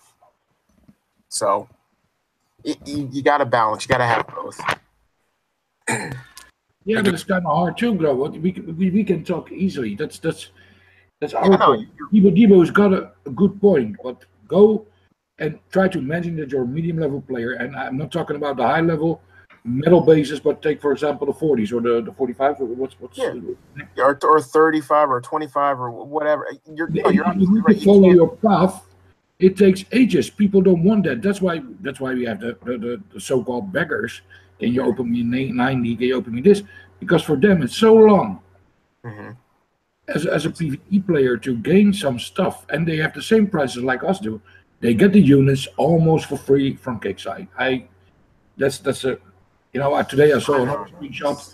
Somebody get a Herald, I don't know what, re-engagement package. You know, but what does that Harold gonna do for this guy in a 40 base to get 2,000 medals? Nothing. I mean, it goes with anything. PvE, the high end PvP, the 90 bases, the 70 Shadow Ops base, and a few of the other bases that keep dropping out are all designed for high end PvE, for high end players with high level stuff, Omega units, all of the good heroes, the good tech, and they leave anyone who doesn't have that shit in the dirt. I mean, I'm fortunate enough to where I've pushed hard for myself to have certain units. I mean, I'm still catching up on others, but I have an ability to do most of the bases on the map at the moment for minimal damage. It's never free repair, because free repair is a pain in the ass to try and get. But if I want to get something done in 15 minutes, 10 minutes, it's not going to be free. And unless you have some really decent shit, it's not going to work that way. I mean, I can do it my way.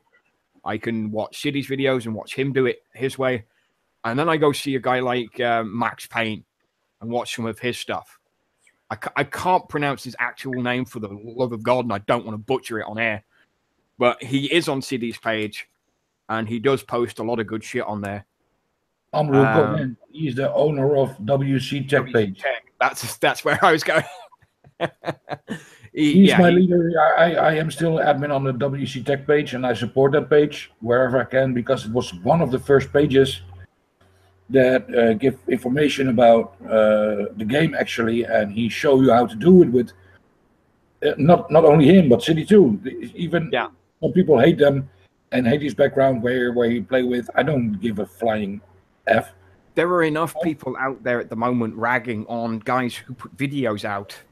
I mean, there aren't just Max Payne and City. There are loads of other people that put videos out all the time. And they get ragged on by other people. Oh, well, if you keep putting videos out, kix3 will change the base, and kix3 are going to do this in response. And at the end of the day, if a base is too easy, and I mean too easy that everybody can do it for nothing, kix3 generally will change the base or put something in there. It's a free repair base. But what I like about Max Payne and about City's videos is that they actually use several kind of units. Yeah. And I hate the videos that they say free repair and they send it a jugger and they finish. Those guys actually use different kind of units to nibble off the base. I have a rule. Patience enough to do it like they do. I respect them. If somebody has posted or tried to post a free repair video on Unshackled, I will sit and watch the video and see if it's free repair, and even if it is free repair, and it says Aircraft 70 Shadow Ops base free repair with this, and this, I decline it, because although it may be useful, it's not at the same time. It's what you call diminishing returns. If you put free repair in everything, oh, I'm doing this for free repair, and I'm doing this for free repair, and I'm doing this for free repair. Well, if you're doing everything for free repair, kix3 aren't making any money, which then fucks the rest of us over who can't do it for free repair. That, and also I have the same respectful attitude towards because the free repair is just baiting. It's baiting to get views. It's baiting to get attention. It's like anything else in this society. It's just to get your awareness and your consciousness to go view it. But the other side of that aspect is a player puts out a video and it'll say, for example, Aircraft, whatever, using Omega Jug. But then in the video, they also deploy their Sandstorm and their Titan and their Jericho and this. But the whole premise behind the title is only, like with only Ardra, but also the Titan and the Sandstorm and only this, and only this, and only this, and only this. So, like, and be truthful and honest 100%. Don't put tactical text in there just to get attention like free, no Put repair, it in the description. instant. Use your taglines properly. Yeah. You don't need to put this base with this unit, this unit, this unit, this unit, and this unit. And then the title becomes too long. People get switched off. And by the end of it, because you put that much shit in your title, if anyone puts it in the search bar, nobody's going to see it. And going specifically to that statement, the search bar, titling your videos, this is, you know, do as I say, not as I do. Titling your videos, if you're going to do something, for example, let's just say, let me go to the world map real quick. Say you're doing a Vercraft 1030 base. Okay, well, we won't say a Vercraft 1030. We'll say we're doing a Vercraft 30 before they did the alteration for last month's event. Because these bases are periodically changed, put in the description the date and month of the year. So you're doing a Vercraft 30 on December 16th, 2017. This way, a person searching will be able to get the most up-to-date current rendition of that Vercraft 30. They're not going to go through the search and end up getting a video of a 30 from, you know, a year and a half ago, 2 years ago. That doesn't relate at all. It also comes to the point where I've railed people for doing this. Certain guys who have put videos out in the past, a new base comes out, they do the base, and then the next week the base changes, but they put the same video out right on the dot of the spawn.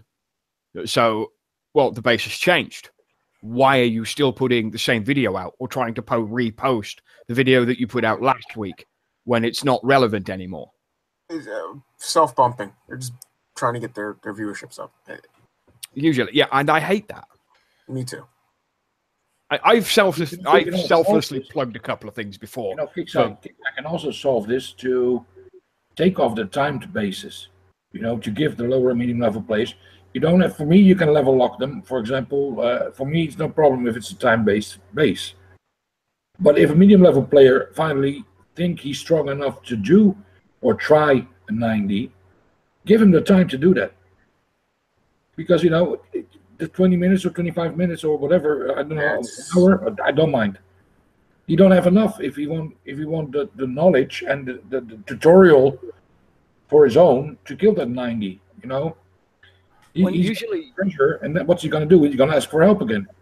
If I'm going for as minimal repair as I can get on a base, I do it very methodically, and I pick out spots that I want to target the left side and then the right side, and do a sort of a horseshoe around the base and go around the back of it and take things out as I go around.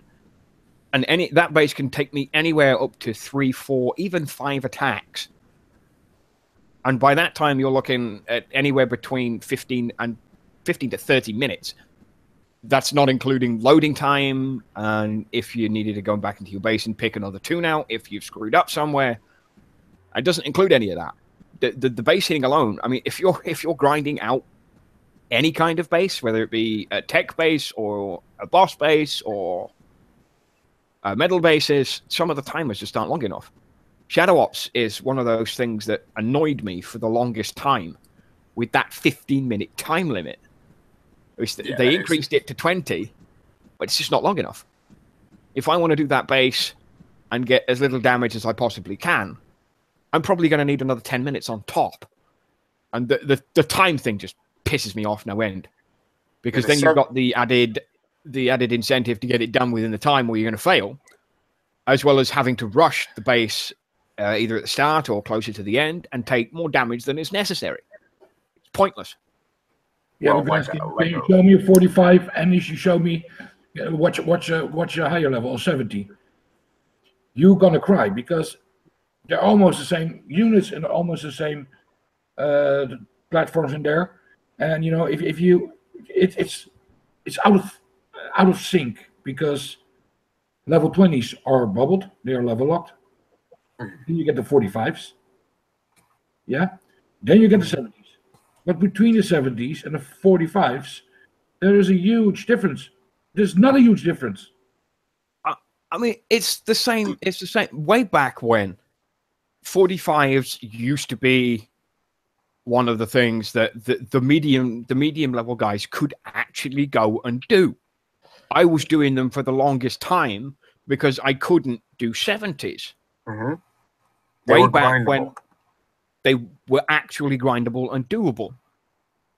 When I took my break and I came back, the first thing I went and do was hit the 45s because they were doable. And we're going back 18 months.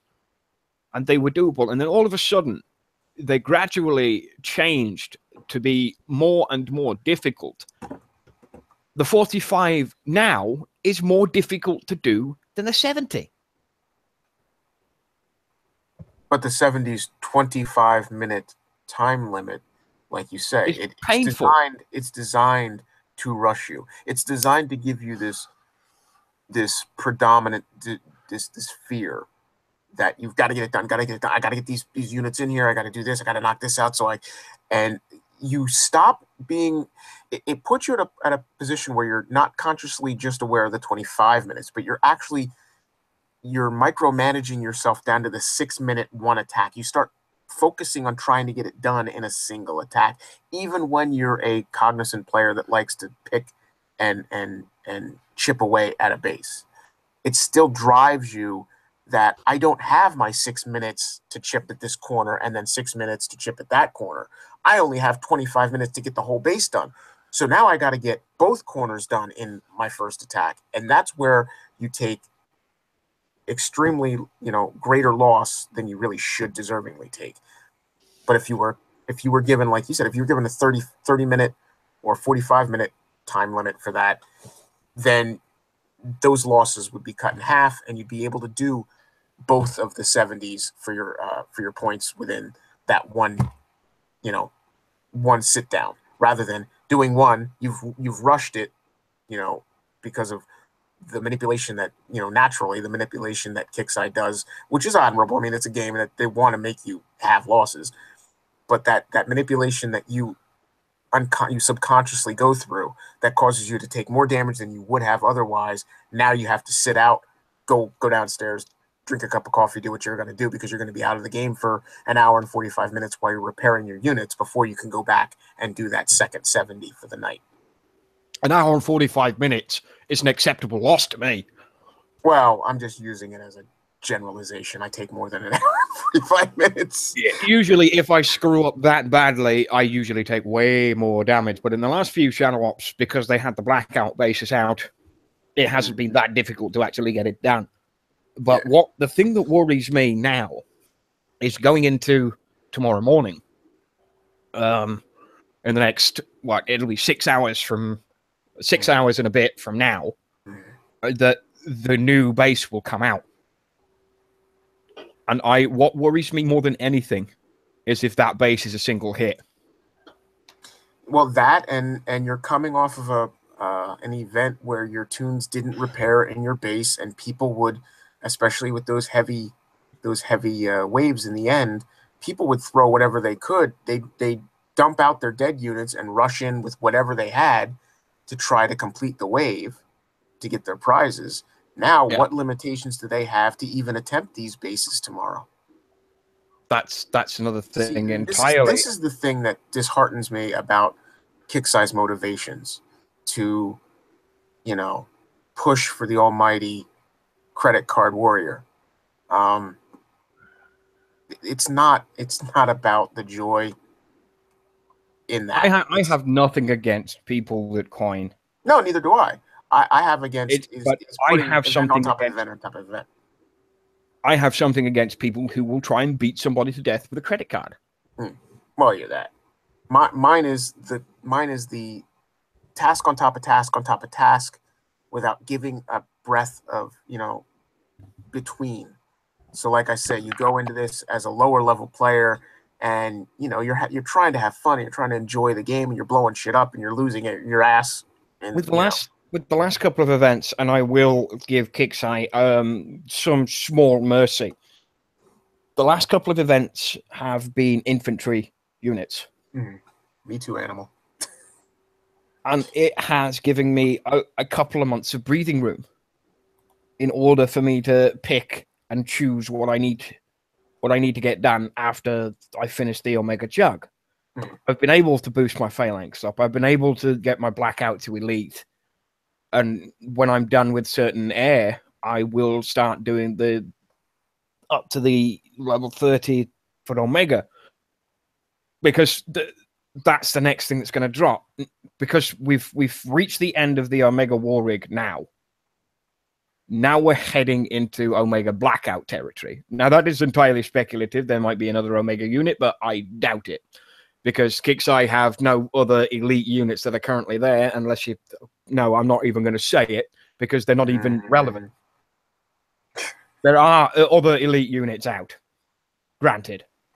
But they're all shit. Honey Badger. Fuck off. Elite Legion, Elite Spectre, we want this. Fuck that. Fuck that. We don't need... Look, first off, the Spectre, Condor, Archangel are out the door because of this new air we're getting in. So you can just wipe those out of your thought process. Exactly. And Valhalla said it in chat earlier, by March, it will be Omega Sea Squadron. So now you're looking at 3 months of blackout, which from 21 to 30 is 63 days. So that's 2 months.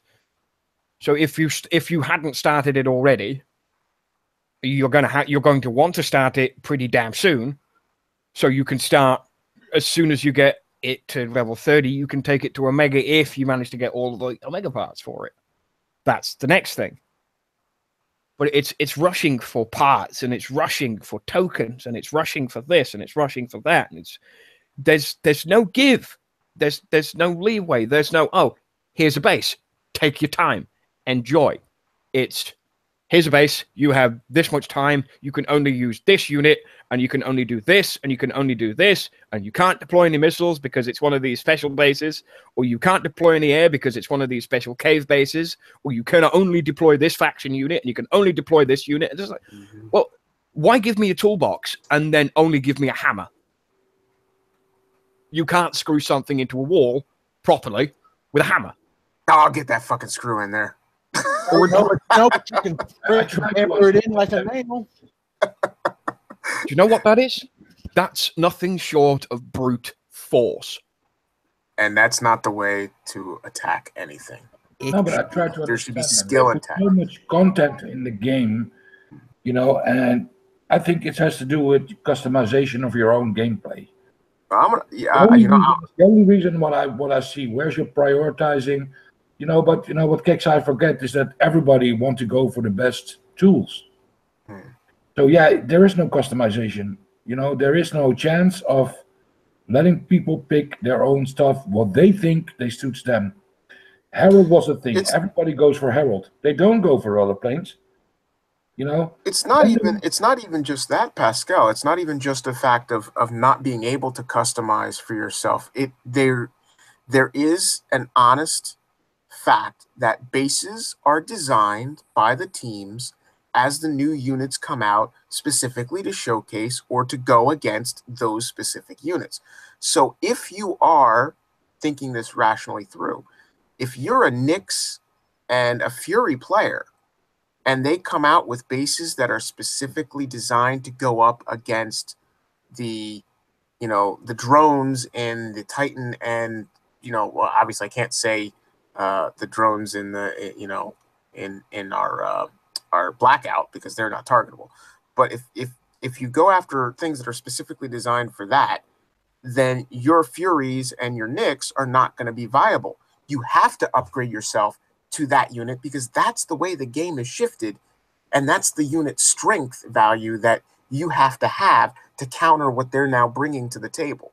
So if you're for example, if you were proficient with bone saws, but they've made it so that their bases are full of flak and full of avalanches and full of, you know, technicals and full of all this stuff, your bone saws aren't going to make it. You've got to switch over to the Herald or the Blackout or, you know, whatever to be able to counter that because your bone saws are nullified. So you lose, you lose your ability to have tactic. What I'm saying, because, you know, as long as kix don't communicate with people like what we're trying to say, you know, get a bunch of experienced people, talk with them. Because, for example, what you said about the Nyx and the Furies, I'm not using my Nyx because Nyx doesn't have splash damage. Furies have splash damage. Yeah, they do. It's native to the bloody unit. So why do I use my hero? I'd rather have the splash damage. It helped me in a faction basis. Kill the walls, kill the tower. You know? Go back. We have to go back quite a bit. When the Sentinel token base came out, me and Pascal were in a hangout. I think a couple of other people were in here as well at the time, and he was hitting the Sentinel token base with its electric and a couple of other things off the top of my head. But he used Furies to wipe out the base at the end. And it was an excellent tactic that I stole. I'm not going to lie. I stole it and used it to my own advantage because of the slash damage. They didn't do the damage that Pascal's units did, but they did the job because they had the inherent splash to annihilate a whole bunch of shit, not just targeting one solid thing. And then you do that. But it's their hero. He need to, or the viewers. No, you know, I don't want to wake up kix because I don't know what's intended. We don't know. So if I say use your Furies because Nick sucks, then kix is going to change it. Maybe they take up the splash from the Furies because they do always. Or they make Nick's better. No, they never do that. Well, okay. I was trying to be positive on that. Okay. Well, speaking of positivity, I positively need to get my ass to bed. So we've been going on for quite a bit. We've covered a lot of topics. Is there anything anybody else wants to bring to the table, or shall we call this a good one? Wrap it up and get some shout outs. For you, especially for you. I got one thing real quick when you get a chance. Please take your time. You have the floor, Doxy.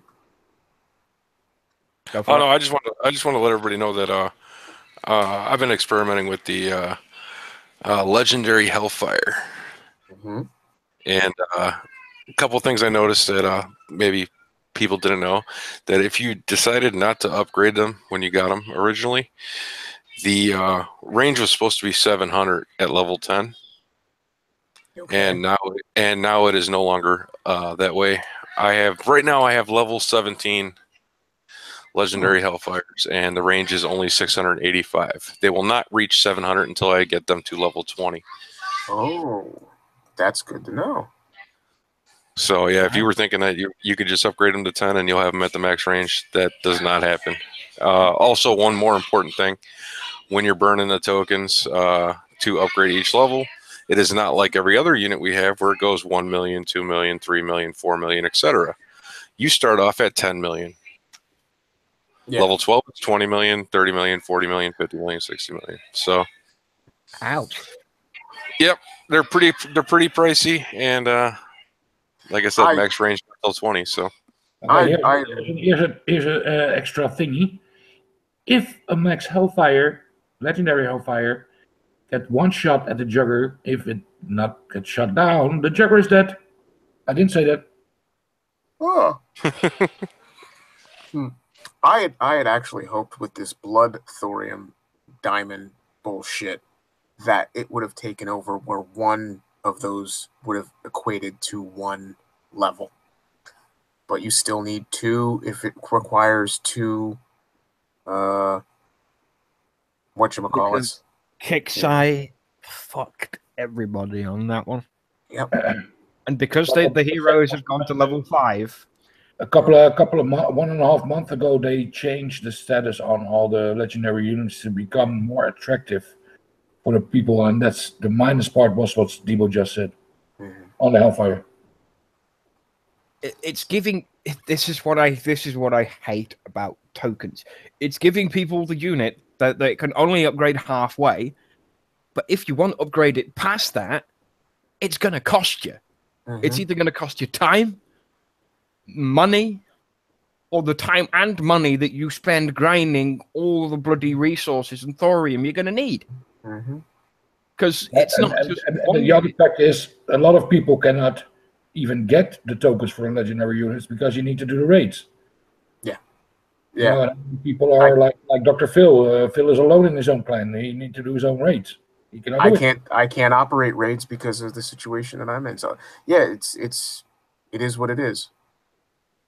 It is. I mean, I have no qualms about doing a raid. I can do a raid by myself for about 8 gold, which is fine. But I don't hit the gold bases. I only hit the silver bases. If I do them alone, I get 6 now, 2, 4, 7. I get 7 tokens if I do it by myself. I don't have any of the legendary crap anyway. You get 2 tokens each, so there's 4. And if you complete the whole tier within the time, you get 3 tokens more if you got all the diamond techs already. Give me a legendary tab in my tech center, and I'll go ahead and get the legendary units. But until then, I'm not fucking unlocking them, and I'm not bloody upgrading them either. The legendary units are not for lower medium level players. It's I have far too much to all do. The techs, here's an example. The techs are 120 million res, 60 million thorium each level. That's a lot of Thor. That's yeah, but you know, like players like Debo, like myself, like King. Well, I don't know. No, I don't know. I don't King's think a noob. attention to them. King's a noob. You know, we love to experiment with new units, and if it takes too long, then we start with the legendary units and try them out. You know, the legendary mega tank range still sucks, but you know the new stats on them look awesome, but we can play around with them. You know, just because we love the game. But if Dr. Phil asked me, Pascal, should I do my legendary units? I said, no, man. There's much better units for you now to do. It's not worth it for the medium level players to focus on the legendary units. Yeah, legendaries are for the lower level players now. That's their equivalent to the badass units. But for us, it's passé. It's blasé regardless. I mean, when they first came out, they were so disheartening to see, and they were so incredibly shit that it put me off them permanently. They've done so many changes to them. They've reduced the upgrade times. They've put some stuff on. They've adjusted tech. They've done this to it, and they've done this to it, and they've done this to it. And it's like, you can only polish a turd so many times, and it's still a turd. You can give it 55 tokens and make it level 20 and make it look absolutely brilliant and epic and kill a jugger in one shot. All right. How much time am I going to waste on doing that when I have a whole bunch of other shit I can do in the meantime? And the answer to that is none. I don't have time. Bill, before we continue and everybody in the community think they can kill the jugger with one shot, it was a test 1 to a 1 unit. You know, it was the Hellfire against the jugger and nothing else. Because if you put 4 liberators with them, your missile's never going to land. So, see, that's another thing. It's all to do with context. A 1v1 unit is not. It's a test, but it's not a real scenario. You're never going to get a single jugger in a plat. It's always going to come with an Adra or Phalanx or something. So it's going to come with a whole bunch of other shit that I mentioned. There's always a caveat. Yes. All right, gentlemen. So it is now 10 after, and we're going to take the last 10 minutes or so to do our final shout-outs, happy horse shit, whatever you want to spout. David, my good man, would you like to give any shout-outs, last words, insight? All right. Sure, why not? For you and Doc for putting on the show today. Doc, I didn't do anything. Don't It's thank Dutch. me. Dutch, not Dutch. Doc. Dutch. Dutch did it? Okay, well, Dutch for putting on the show and you for putting on the show. Doc for not abiding by his hiatus or high ass, because it's up there, you know. Fuck you. Anyway, for everybody that came on the panel, King for not saying a goddamn frickin' word the whole entire show. Again. Everybody out in YouTube. Skip, we miss you. I saw you out in the YouTube chat. Come on back, girl. Please, we miss you. Other than that, Merry Christmas, Happy Hanukkah, Happy New Year, Happy Kwanzaa, and whatever the fuck else is out there. Festivus. And go Pokemon. Oh, fuck you, David. Doxing. Have any last words? Kick him. Yeah, shout out to you guys for putting on the show. Thanks for having me on. Everybody on YouTube and all the assholes back there, 173. Nice. King, since you're silent, I'll expect nothing from you. King, any last words? You missed Dutch. No, he's a promo. He's part of the production. He goes before he's gets his last say. Plus, it gives him time to sober up. No. Me sobering up, it doesn't happen. It sounds like he needs a pizza and a long night in bed. He needs a pizza delivery girl. Well, that might help. Well, all right, Pascal. Any last final words? I want to say thank you to MOD for a great evening tonight. We beat EWA up. No, EAA. A whole bunch, but it was fun. For the panel, for have mercy on me that I was too late. And I want to wish everybody the most beautiful Christmas and holiday seasons upcoming weeks. I don't know what the show's going to do. I told Phil that I am always present for him for doing shows. So during Christmas, during Old and New, it doesn't matter. I'm there. But if I don't see you, if I don't hear you, I wish you all the best and enjoy. Don't get too fat. And David, poop. What the hell? I'm fat and I gotta go poop. So fuck off. It wasn't cute, poop. I'll send you a picture of it, okay? God damn it! Can we wrap up now? Can you do a Polaroid because it's I'll make it a digital. I'll send it to you and to Doc. How's that? Why they don't interrupt us, poop? Venom. Wrap it up, for God's sake. Right. We'll let Dutch do a shout out. All right. My shout out goes to the YouTube. Thank you very much for being there. And the panel. I'm very...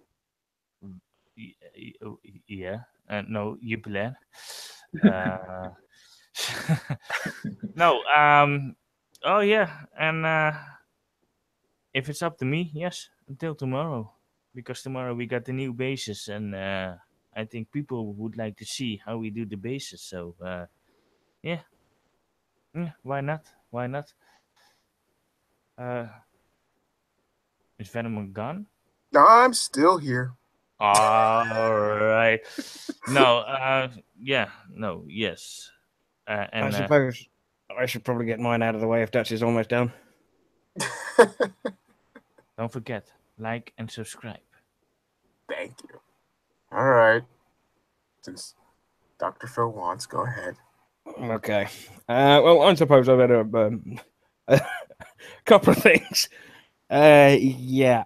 I mean, everyone knows the fucking... I don't even know what to call it. The giant sack of shit. That's about as prevalent as I can make it. And there's no extra shit I need to throw out there, but I do need to... There were a couple of mistakes that have been discussed between me and some people. And discussed with the community, well, certain members of the community at large. We got to get back to the grassroots. Get back to being unshackled, get back to being who we are as a group, sweep away all of the shit, and start fresh. Not in the new year, because fuck all that new year, new me bullshit. We start fresh now. You've got me, you've got Dutch, you've got Venom, Lady Warrior, you, Anton, and all of the guys that helped me keep this afloat for the most part. I mean, I wasn't planning to be on tonight, and the guys do pretty damn well in my stead when I'm not here. The energy is great, and I love it, and that's what I plan to keep doing. At the moment, I said the other day that I plan to make changes in the new year. At the moment, those plans are off the table, and I swept them aside, and something new will take its place. And I haven't even thought about writing any of it down and putting it all on in black and white so I can read it back to myself and say, well, that's a good idea, that's not a good idea, maybe, yes, no. But anyone is welcome on Unshackled. It doesn't particularly. Do you know what? Fuck it.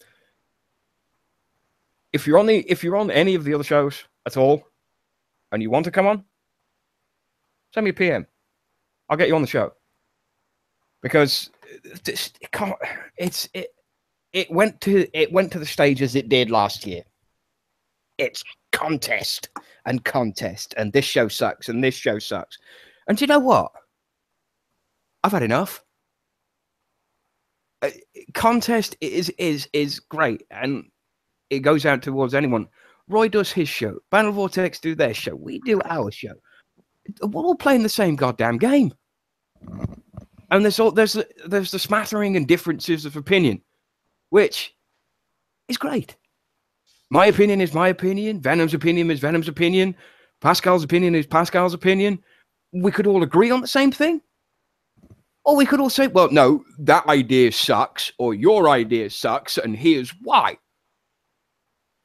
We're all a community, and it's about fucking time that we started acting like one instead of acting like a fucking bunch of kids. Oh, my dad will batter your dad, and my dad will batter your dad, and it's what the fuck was wrong with me? I don't have a daddy. Neither do I. He's been dead for 8 years. But I just fell into that black man's issue there. He disappeared before I was born.